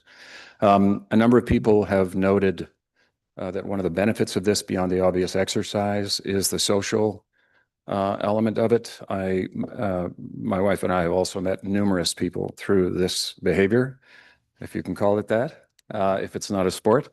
You know, it has become a catalyst actually for a lot of people here in meeting one another. So I really applaud that. The context that I wanted to make is, although we're talking about Clearridge, with the population that is growing here, I think you should also be wondering about what the expectation might be several years going forward. So while the consideration on the table is to reduce or take away completely the activity of pickleball at Clearridge and put it in one of these other locations, there may well be a need for additional locations going forward. The other context I wanted to say, and this I think and several people raised this, is let's just say I'm in my mid-60s. And I am thrilled to be able to play with 20-year-olds and 30-year-olds and 40-year-olds and 50-year-olds. And there are many people I play with also who are older than I am. So there's a sense of community around this. And there aren't that many activities that are physical in nature that also have that social benefit. And somehow, in many communities across the country and across North America, this has become a thing. So I think everybody would be sympathetic to those who live nearby and have concerns about it. But depriving people of specific days in which they could engage in pickleball, I think is actually really limiting for activities for the community overall. And there also, I should say, there are a lot of young kids who play this. And if you close down the courts over the weekend, I mean, when are kids out of school? So thank you very much. Thank you. That concludes the list of people that have already signed up. Would anyone else like to provide testimony? Yes, right over here on the far side. Come on up.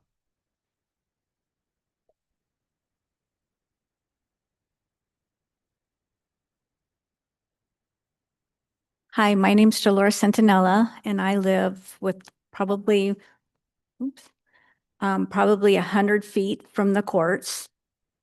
We have been trying to deal with this, work with the Parks and Rec to come up with a solution for the last probably 3 or 4 years plus. And it's kind of frustrating because I've lived in my house for 30 years And I never thought I'd have to defend my right to enjoy my backyard.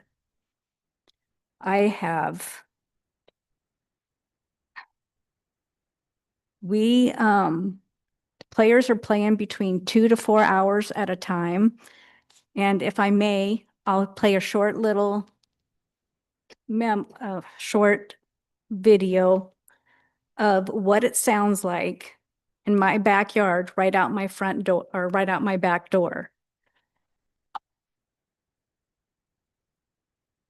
I don't know if you can. That's what we have to listen to. That's not. That's with the sound. You can hear people talking. You can hear them, their noise of the pickleballs. It's horrible. And to have to, I hear people laughing, but whatever. And then the meeting on May 12th was a real eye opener. I left that meeting feeling sick to my stomach. We were called pickleball haters. We've been called Karens. We've been called all kinds of things. And we should be able to enjoy our home. They just want us to, they've suggested we turn up our music, wear earplugs, and just sit back and enjoy their happy sounds. One lady at the meeting asked if there was any litigations. And John said no. And then she said, well, why the hurry? We've been dealing with this for years, trying to get people to understand that they get to go home and enjoy their homes. We don't. And we've asked to reduce the hours. We've asked them if they would come up and close it down or, to lock it up every day and unlock it. They don't have the staff. Well, if they don't have the staff to control this, it needs to be decommissioned, because if it's not, they're not going to actively look for a different place because it's up there. And the noise of the airplanes that may last 10 to 15 seconds, and then it's gone. So it's not like it's 12 hours a day. All right. Thank you, Ms. Sentinel. Thank you. Oh, Thank you. All right. I saw more hands over here. Come on up.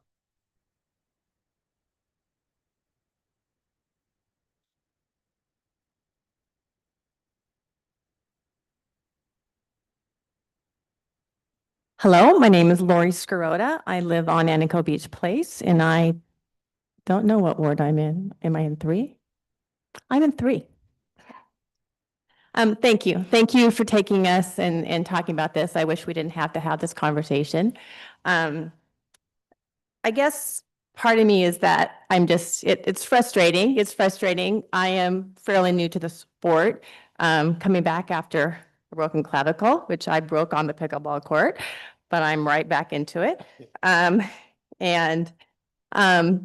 am from the area, but my husband is not. And as someone else shared, this is the most welcoming community. 90% of our friends are, a lot of them are sitting right here, are from pickleball. It is such a welcoming community of all ages. I think it's so great. Like John said, you play with 20 years olds. A lot of little kids in the neighborhood at Clear Ridge come and play with us. We have them keeping score for us. They come on this court and everything. A couple things have been pointed out. I think it's great. I'm sorry that that they play at 10 o'clock at night.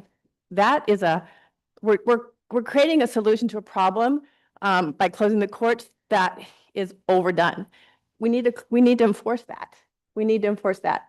So if they're playing late, I would like to know how many times that's happening before we go overkill on that. So we need to figure out how to 8, if it's 8 to 8, then we need to stop it at 8, and so let's fix that problem. Let's make that. I guess one of the things that's frustrating for us that we play is the airport. That decimal is about 95. So those decimals, if you look it up, it's about 95. And if we truly need to measure what the decimals are of the pickleball court. For you, it's not noise, it's the parking and things like that. So let's address that. But let's address what we can address and fix those smaller things, because the impact, the positives far outweigh what's going on that pickleball court, which is an economic impact. Someone else pointed out, we're going to go to Burlington and we're going to go to Mount Vernon and we're going to stay over there and we're going to create new groups of people to play pickleball with, and we're not going to come back to Anacortes if we're not allowed, because court time is not going to be able to be found. If you're shutting everyone into 4 days, they're going to stay over there and create groups of people to play pickleball with over there. And they're not going to start coming back to Anacortes. And so they're going to do more at Blackburn, at Hillcrest, and at Playtime Pickleball and other places. And so when we play, sometimes we go out here. We have people coming from Friday Harbor, from Mount Vernon, from Burlington, from Cedar Woolley to play over here. And then we go out to dinner in Anacortes. So there's economic impact as that as well. Thank you, Ms. Scarota. All right, I saw another hand. Yes, come on up.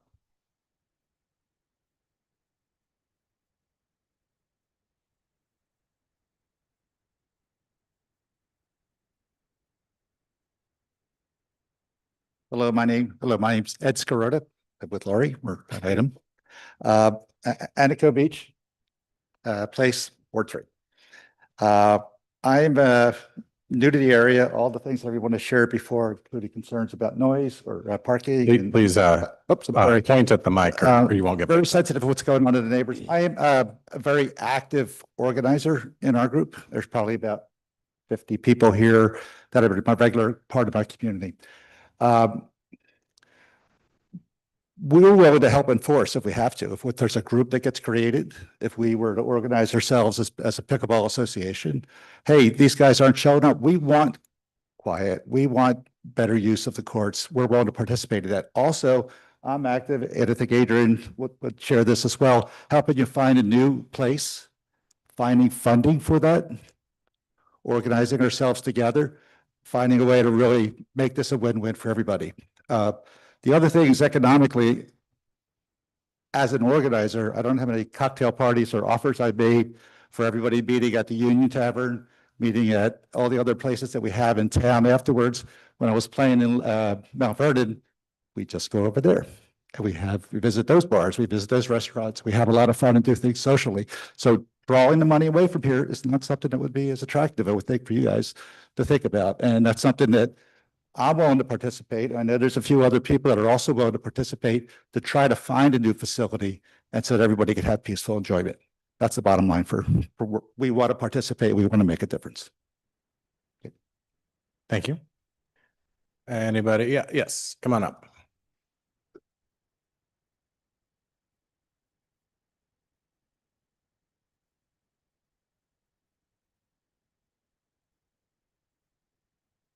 My name is Stephanie Kwa. I live at 3955 Bay Lane. I believe I belong to Ward 2. Frank asked what was the mission statement of Parks and Recreation. I thought I'd pull it up and read it out to everyone. The Anacortes Parks and Recreation Department seeks to preserve and enhance the quality of life for all residents by providing accessible, high-quality recreational facilities and opportunities, regardless of age, race, sex, wealth, or physical ability.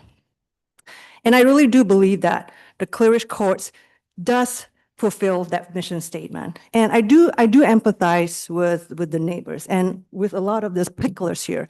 We don't break rules. That's not what we do. And I don't know what kind of people will go defecate on somebody's lawn.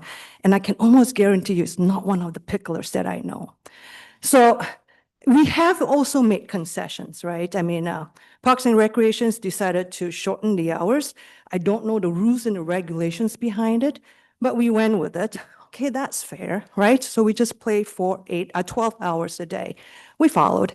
And then we made further concessions. And when we got funding for the sound baffles, we put it up. Volunteers, people like the Yips and many of these people, they come and they help set it up. They bring it down. what I used to do was pull weeds because the baffles kind of have a lot of weeds growing out. I'll do that. A lot of the picklers will come and clean the courts. Some kids came in and broke bottles and there was glass. I came and I picked them up. We care about this park. We care about the neighborhood. We love it. I think we should not arbitrarily close or shorten the time that we are able to use this park without clear data around sound. Now, they might think that the airport's not loud. When you are standing there playing pickleball, your heart starts pounding when the plane takes off and it lands. But you know what? It's just part of the neighborhood. It's just part of something that's by the courts. We put up with it. If there are ways that we can help be better neighbors, we would love to do that. Now, if I start going to Burlington, very nice club, I belong to SVP in Mount Vernon, I will shop there. We have more options now. And don't take that away from Anacortes. We're taxpayers. We want to do the right thing. So help us do the right things. But let's make sure that, we're not penalizing hundreds of people because there are a few people who are complaining about it. Let's try to work together on this. Thank you so much. Thank you. Anyone else? Oh, yep. Come on up.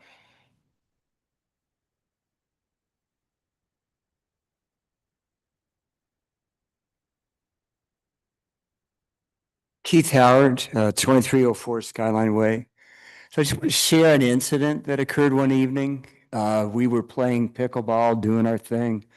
It's probably about 6 o'clock at night. And a gentleman in the neighborhood, and I believe the address was 4431. I guess that's Blakely. Yelled at us. A lot of anger. He said we were being too loud. A lot of colorful language. Lots of F words. And we're just there doing our thing, just playing pickleball, having a good time. But the level of anger was extreme. I felt threatened. And this was not the only occasion that had occurred. Merlene, with her hand raised, experienced something similar. I think it was the day before. This gentleman came down to the courts and confronted them similarly, that they were being too loud. A lot of colorful language. And that's not constructive. We're here, I think, with an attitude of what can we do to solve this? Yelling F this and F that out your door isn't very constructive.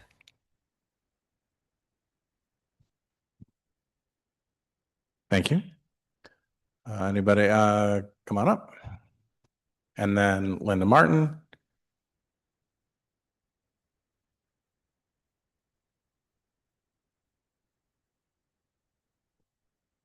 Yes, good evening. I live at 4917 Heather Drive. My name is Merlene Stiles. And I spoke with Keith because that had happened to, I think there were about 8 ladies playing that day. And the person was, I don't know who the person was, but they did live in the neighborhood. They were actually on the park properties, very close to us, yelling the F word at us and screaming at us. And that should not be happening. And I said to myself, if that happens in the future, I'm going to call the police because we were truly threatened. And you've got 8 women there, senior ladies, playing pickleball to be screamed at and threatened. Thank you very much for your consideration. Thank you. All right, Linda Martin, and then anybody else? All right, and then you next. Linda Martin, Ward 3. I'm a member of a local church that is centrally located and has a huge, mostly empty parking lot. And about a year or a little more than a year, several board members from that church met with Mr. Lunsford and said, the church is interested in partnering somehow with the city to build a couple pickleball courts. Nothing has ever come of it. I believe that the church is still interested in that. Parking would not be an issue. The location is central. I think it's worth looking into again. Thanks. We'll be in touch. All right, over here. Come on up. Anybody else after? All right, and then you.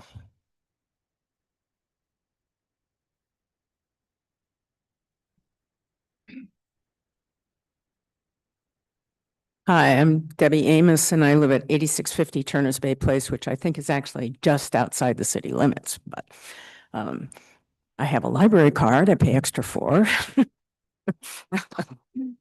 So go ahead. So there's a couple of things. One is I checked at what you would hear at a decibel of 60 decibels, and it's normal conversation. So it sounds like we're trying to get the level down below normal conversation, which I don't think is realistic. Another thing is, it's my understanding that the house closest to the pickleball courts, those people don't complain about it. They don't mind it. That's not to say others living, nearby are irritated by it, but it's not everybody, and I don't know how many it is. And I think that's part of the information that would be valuable in deciding where to go from here. The other thing is, those courts are not used from 8 a.m. to 8 p.m. every single day. If it's raining, it's too dangerous to play out there because you can fall. It's windy a lot of the time, which can be hilarious to play, but a lot of people just don't play because it can get very frustrating. So, I don't know how many days it actually is 8 to 8 with constant play, but most of the time it is not. So thank you. Thank you. And, oh, yes, come on up.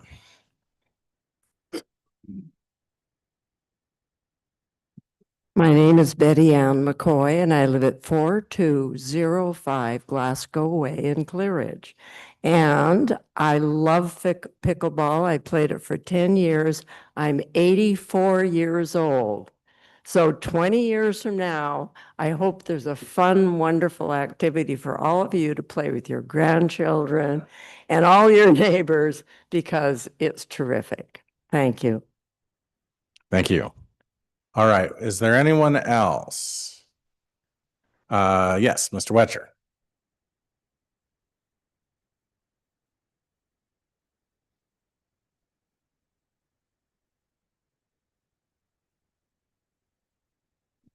Brian Wetcher, Forest Park Lane.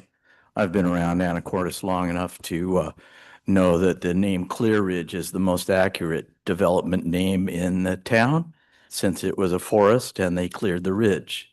And part of the agreement with that development, I was friends with the developers actually, was that they developed that park space within that footprint. They developed a minimum park space because it was designed to be strictly a neighborhood park. Now, I'm not going to take sides on pickleball one way or the other at that park, and I don't, I certainly don't relish what the park staff and this board and this council is going to have to decide on the use of that particular facility. But I think this points out to the community lack of capacity for recreational participation of all kinds. I would suggest for an interim or long-term solution for pickleball that both a warehouse facility and an associated outdoor court could be a very feasible facility down in the warehouse district. I would suggest that they could use the model that several of the local junior volleyball associations have come up with in either renting or purchasing a facility and establishing courts within that using sport court. Sport court can be replaced and removed. That's perhaps a good long-term solution to this capacity for the city of Anacortes. But I want to address that a little bit farther. We need to follow through and pursue as much as possible the recreation facility idea or recreation center for Anacortes. This is just the tip of the iceberg. We have an overcapacity. People go elsewhere. Our children go elsewhere and live in other communities because we consistently lack the facilities to keep them, you might say, entertained or enjoying their athletics here. The SIVA, Skagit Island Volleyball Association of the juniors, they have a warehouse over behind Costco because there was no facilities available on the island. We are sending our youth out of the community because they do not have the recreational opportunity. And this is something that it's not on the Parks Department. It's on you folks right here and the community to step up and provide a future in our community for these type of activities. The possibilities are endless if we go and do the work that generates the dollars that need to happen. I know it's only money, but that's what we say about everything in the city. Thank you. Thank you, Mr. Wetcher. All right, anyone else? Seeing none. Is there anyone online who would like to comment? Put your hand up now. Don't see any hands going up online. All right, council, because we've heard these complaints, because of the passion from neighbors, passion from others, maybe some of which was expressed inappropriately, and because I'm very interested in solving this problem, we've put this in front of you so you can consider it yourself. We already have in our adopted capital facilities plan a note indicating that when new courts are completed, the Clear Ridge courts will be decommissioned. If you want to rescind, change that policy, or set a deadline on it, because it currently has no deadline, it's up to the city's legislative body to do so. Before we talk a little bit more about this, Ms. Swetnam, do you have any commentary on some of the legal issues that were raised about the city's ability to regulate the use of the courts or the hours? Yeah, I do. There were some concerns raised about the legality of the city's ability to regulate time and use of parks. And I just wanted to reassure council that that's solidly within the city's police powers to limit. The city could adopt a rule that says you can't play pickleball at any city courts, and that would be solidly within the city's police powers. So there are no constitutionality issues or issues related to your ability to regulate parks. And in fact, you've delegated some of that authority to the parks director in the code. So. Okay, thank you. So council, this is listed on the agenda as discussion. You can discuss now. You can go listen to the noise for yourself, examine the noise curtain if you want. It's not quasi judicial. You just can't all go together. Or you could refer to the Parks and Rec Committee to study it and return with a recommendation. Mayor Walters. Mr. Fantini. Yes. I just think it's kind of funny that, again, we have something in front of us with no great options. What's difficult is we're kind of looking at balancing people's ability to have fun recreation with people's quality of life, because I have to be very honest, and I'm going to be a little vulnerable here and say this.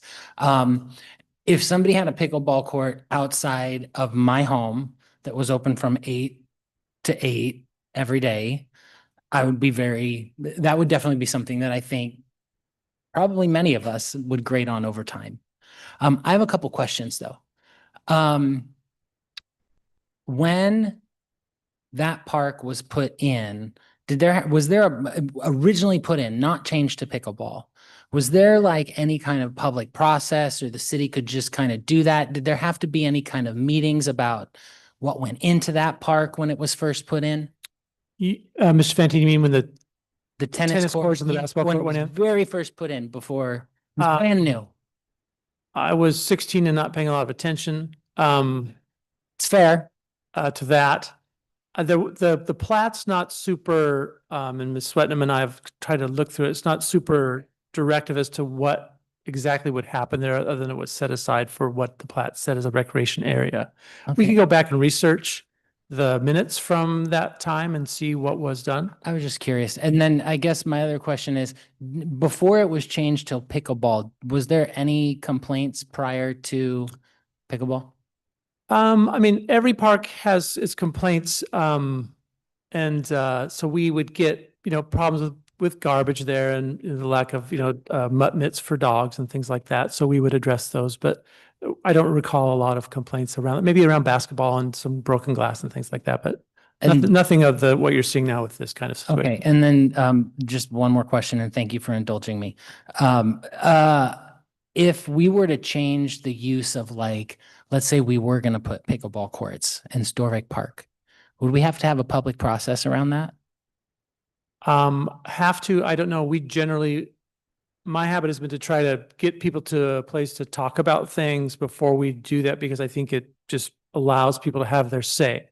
And So it's not required? I don't know. That would be a question more for the planning department and Ms. Swetnam, but that's been our general practice. We try to do that more now if we're making a change, to have those conversations. I think we learned that lesson at the spray pad. We should have had more conversations. That was 2016. We made some allotments there, but I think that we've tried to do that a bit more. We don't always succeed, but that's our goal. This is a really hard issue because I certainly, like, it's the only pickleball court in Anacortes. So the public one, it's right? the only public one. Thank you. And I can't see supporting closing it without any kind of other option available. But with that being said, again, I feel like I think about, like, we wouldn't be heading towards a brand new event center if we didn't have to close down the transit shed. So maybe the way to get us closer to a solution is to come up with a compromise where we do start limiting it slightly. I would be open to exploring that, but number one, enforcement. Because it seems like for years we've been having complaints and there hasn't been any enforcement. And then to hear that, like, there's a law, rule, ordinance thing on the books that would allow someone to give $125 ticket, I just wonder. I don't believe anybody out here is any of the bad actors that we're talking about. I don't see that. I see it being more as the out-of-towners that come here when the pickleball courts close earlier in other parts of Skagit County, but I don't see it as this group. But we have to come up with a solution. And I think it starts with enforcement, like genuine, real enforcement of what's there. Mayor Walters? Mr. Young. First I want to start out by saying I am sympathetic to the homeowners who struggle with it. All right. I really do think that's she or they have every right to have a differing opinion. They do. And yet, I want to, many of you that may not know me, even though like you said, Susan, that you look younger than, you might actually be. The same thing happened to me. I like to say I'm doing 50 again multiple times, okay? But the thing about it that I'm saying to all of you is being not only responsible for the neighbors. I believe that's why I asked the question about self-policing. And, I'm a fervent advocate of the reality. We do a lot for youth here. There's more we could do. I know that. But what I'm also want to say that in this doing as much as we can for youth, I want to recognize how much work the seniors put in, the Kiwanis, the Rotarists, the Seroptimists, the money that's spent here in town, the organization, the volunteerism. It is a brilliant and wonderful thing. And I think we also need to advocate for activities that cater to, I don't know if I like the term seniors. I like the term seasoned. When I started out youthful, I was just salt and pepper. Now I'm smoky paprika, a little star anise. And so, but what I am saying though, in a little tongue in cheek, is that I recognize the need. Pickleball is a huge thing. We would lose by not expanding our ability to have pickleball. And I think that as a city, yes, there are things that we could be doing. And I love the idea that the gentleman said, I was writing notes about looking at other ways and places that we can have additional courts. I really do. And I thought that, maybe the gentleman that alluded to sometimes parks can become crowded and overused. Well, the reason for that is pickleball is a thing. Everybody wants to be part of it. They want their place. So it seems that the urgency is also in trying to figure out where else we can have pickleball courts, and also as my colleague said, the enforcement of our policy, those priorities. Sometimes bad players sully the whole thing. But I do believe that pickleball is a collector of people, and it brings people together. I am an advocate for pickleball. I don't play. I want to learn how to play. I've got, back issues, but, the reason I'm saying what I'm saying is that as mature people, seasoned people, we've got to have more activities and things that we're catering to a large group of people that are here in Anacortes and want to stay. Those dollars are spent, yes, and we want that. So finding a way to not only recognize those that struggle with it, that mitigation efforts, whether it's paddles, whether it's more sounding. I love that you guys are working so hard to try to find solutions. Let's continue that. I'm not sure I would recommend at this point shutting down the pickleball court. I'm not an advocate for that at all. Maybe just enforcing the 8 to 8 as we look simultaneously for another place that we can do some additional things. And your help as No, thank you, please. Your help as pickleball aficionados to help keep us within the lines, it's going to be crucial. So I want to make sure that we're saying that park studies, our priorities, again, my thing to all of you is I applaud you for the exercise that you're getting and building this sense of community. Help us find another way that we can have more courts because we're going to need it. But yet at the same time, recognizing there's some people who don't, want to do pickleball.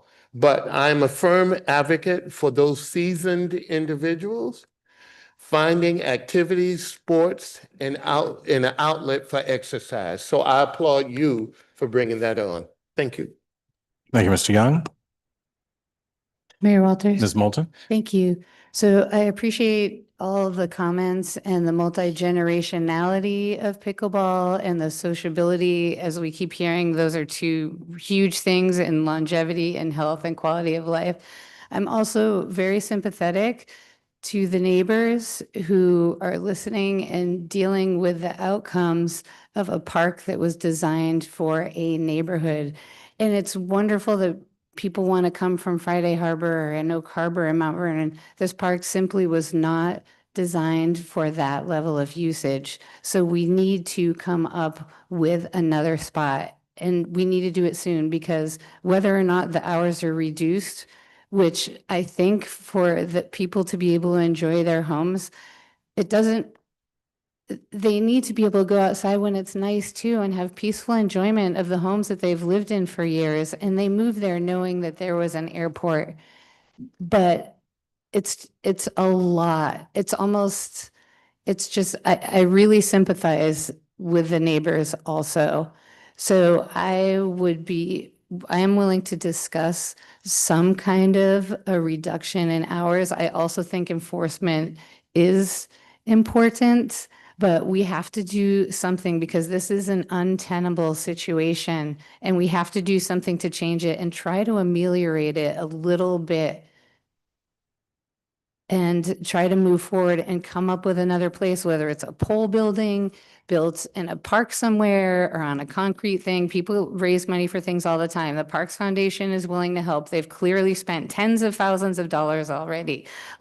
I support pickleball, but I also support people having peaceful enjoyment of their homes. So I let the discussion continue. Thank you, Ms. Moulton. Mayor Walters. Ms. Colleen McGrath. Thank you. So thank you all for coming. This has been a lively discussion and I've not played pickleball yet, but it sure seems like a fun sport. I think that the Parks Department is looking for some direction about where to go after this. Enforcement is number one from 8 a.m. to 8 p.m. and the rules. I think that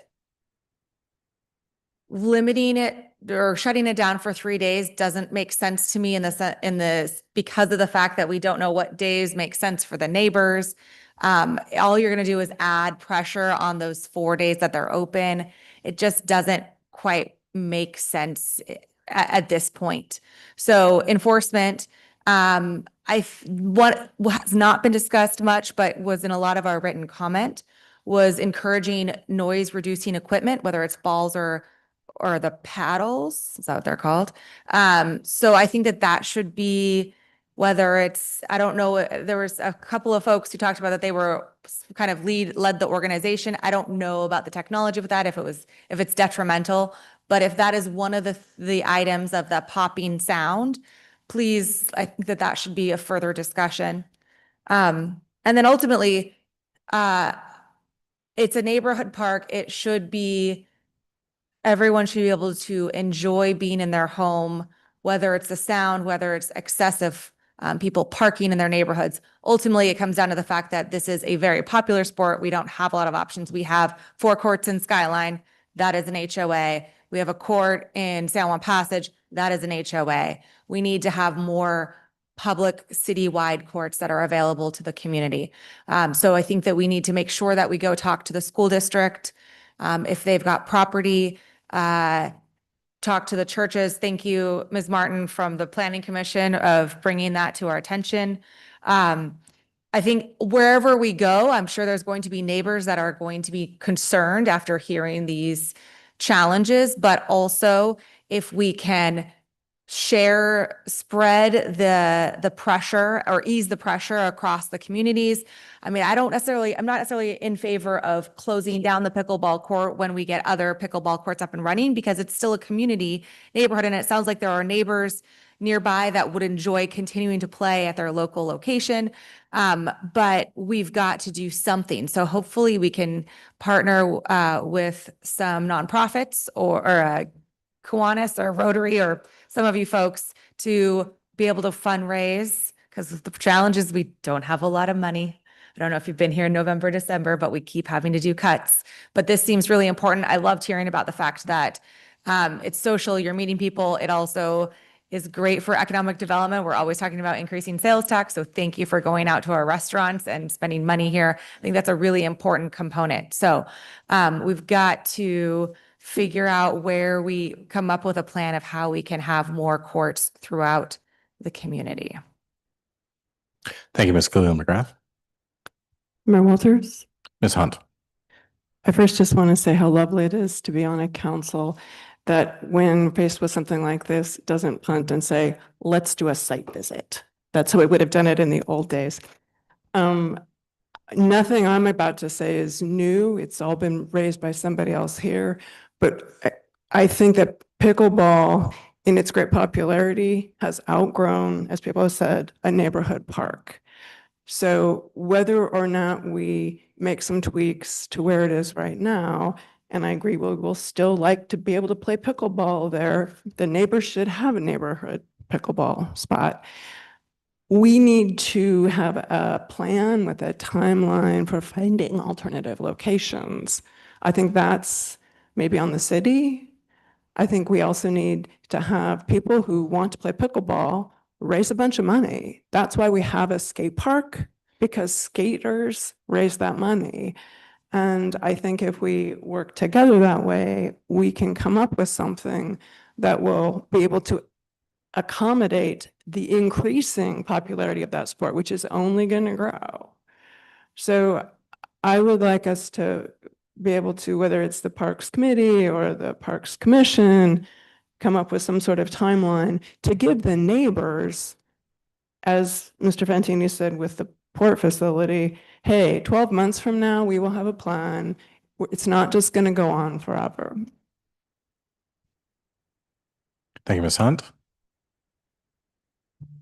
Mayor Walters. Mr. Courier. Yeah, from my perspective, this is, again, something that I don't think we could have anticipated. I mean, people who were early on pickleball probably saw it coming. But I mean, I started working with an employee at my job who started the first day I was there. It was all about pickleball, and it's never been anything but pickleball since. And I saw the passion. I've heard about the community development and the health aspects of it. So I think it's no surprise that this has come to Anacortes and people love it. And to echo comments up here, I think it is something that has gotten much bigger than a community park. And we need to use this as a wake-up call to get a larger facility or facilities and keep people here spending their money. And again, give relief to neighbors that probably didn't anticipate that this much love for the sport in their area. Throwing out the gauntlet too, if the skaters can raise money and have a skate park, come on, pickleballers. I know there's a lot more money out here to support this drive. And I think the city has some responsibilities to kind of create that vision and present that. As far as time, I like the idea of timelines in terms of getting this addressed. I definitely think enforcement is huge, and that's something everyone can get behind, because again, I don't think it's people in this room who are out there desecrating the area intentionally. You really value it. You don't want to see changes made to it unless there's some grand option other than this. And so I think, yeah, it's probably a combination of, I would take back to the Parks Department and to the city, we need to enforce this, right? So if it's not this group and there's people out there playing loud music or breaking bottles, I don't care who it is, yelling F words at each other, that's not appropriate. But if we have codes and things to make sure that the good people get the opportunities to do what they want to do, we need to enforce those. That's huge for me. But I think that this is a great opportunity to expand. And I know that former Mayor Garrett talked about a sports facility out by the skate park, and that was a huge thing. And we ran into lack of funding. There were a lot of people that were going to contribute. So I think if someone could coalesce around this idea and having grander vision with not just this activity, but others, I think maybe this is the wake-up call we need for that. But again, I do have a lot of sympathy for the neighbors as well, who probably didn't envision this when they moved there. And everybody has a different level of tolerance for sound. So I would just encourage everyone to be respectful of each other. And I think that'll make this situation more tenable while we get to a better solution. But those are just a few thoughts. Mayor Walters. Thank you, Mr. Courier. Mr. McDougall. I agree with basically, like my fellow council members have made a lot of really good points. I very much agree with basically the urgency of, like, let's treat this as it's a problem that needs to be solved, and let's treat it also as a strategic opportunity. The growth of pickleball is clearly impactful, and the fact that it's attracting people from all over from the islands, from the county, this is something where we should look for an opportunity for going larger than 4 courts and doing it in the business, or the core of the city, where basically it can have the most economic impact as well. As we talk about the city's sort of financial situation, our key constraint is we're actually really limited as to our revenue streams. We don't have a lot of flexibility for revenue streams. The one that is most flexible, that we sort of have the most control over, is sales tax. And if we generate economic development in the downtown core via whatever activity, but pickleball clearly could be a very impactful activity, this becomes like basically a mutually sort of enforcing cycle. Like I could see it becoming really powerful, but it's kind of chicken and egg because we don't have that revenue stream. So, we have a skate park that came because of donors. And if the community can come up with a way to get something funded, I know that there's a lot of underutilized space in the city's core. There's 5 dots on there. There's probably could be 30 dots if we sort of look for creative, I guess, locations. So that's where I'm at with that. Thank you. And thank you all for coming. Thank you, Mr. McDougall. Mayor Walters. Mr. Fantini. I did a little quick math because I definitely feel like, yes, we need a solution to this and pivoting our energy towards finding that solution. And I think Mr. Lunsford said there was a recent cost put together by a city, I can't remember which, to do 4 courts that was 400,000. Arlington, 5 courts, 400,000. 500,000. And Mr. McCoy said we got 1,700 pickleball players. That's $235 a piece. But realistically, that's like, we're not building a multi-million-dollar building. We're building pickleball courts. And clearly there's a lot of passion out here. I would like to see our energy go towards that. But to Miss Hunt's point, I think that having a deadline is really, really important for that. All right, thank you all. I've heard from everybody at this point. If you want to continue discussion, we can do that. Otherwise, we can take this back and noodle over it some more. Mr. Lunsford is particularly looking forward to that. With respect to enforcement, it sounds like several of you feel strongly about that. I think we can make that happen, but there will be trade-offs. As an example, only APD can write a ticket. And they've got to prioritize more serious cases at the time at which they're called out. So there are going to be some significant constraints with respect to enforcement on that. But we will talk about that and come back to you. We will convey to you what we are able to reasonably achieve there. Mayor Walters. Mr. Courier. Is this something that we could set up a work session on, looking at economic development in general and maybe how sports and recreation could tie to that, so we could have a more free-flowing conversation in that kind of setting? The public could be there and listen and hear and come back to us with ideas. We wouldn't make any policy decisions during that time, but we would have an opportunity to just sit here and talk to each other in a different way than we can up here at the dais. And I just think maybe with this type of issue, it could be beneficial. Yeah, we can do that. We can set that up at some time in the future after some prep work. I think also setting aside pickleball exclusively, Mr. Wetcher's comments are very well taken. Our community needs, both present and future, are definitely going to include indoor recreation. We were only short $15 million for that facility, but you can leave your checks at the door. And we will explore some of those things and put together some materials for you to prepare for a study session, if that's council's desire. Yeah. Okay, we will return with a study session on this at some point in the future. We'll keep it moving and try to make some progress very near term. Council, anything else at this point? All right, then. At this time, we are going to go into a closed session for the purpose of collective bargaining topics. Ms. Swetnam, Ms. Moyle, and Ms. Peck will attend, in addition to council members and the mayor. We'll be in that session for the purpose of review of collective bargaining, RCW 4230-140, subsection 4B, for at least 15 minutes, and we'll let you know for longer. Thank you. You know what?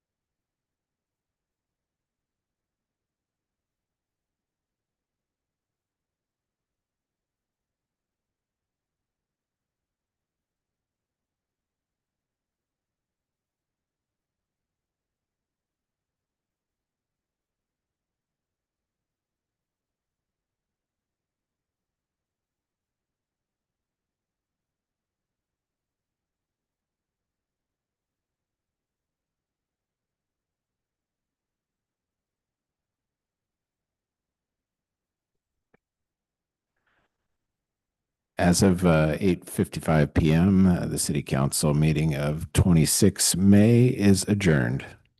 Thank you.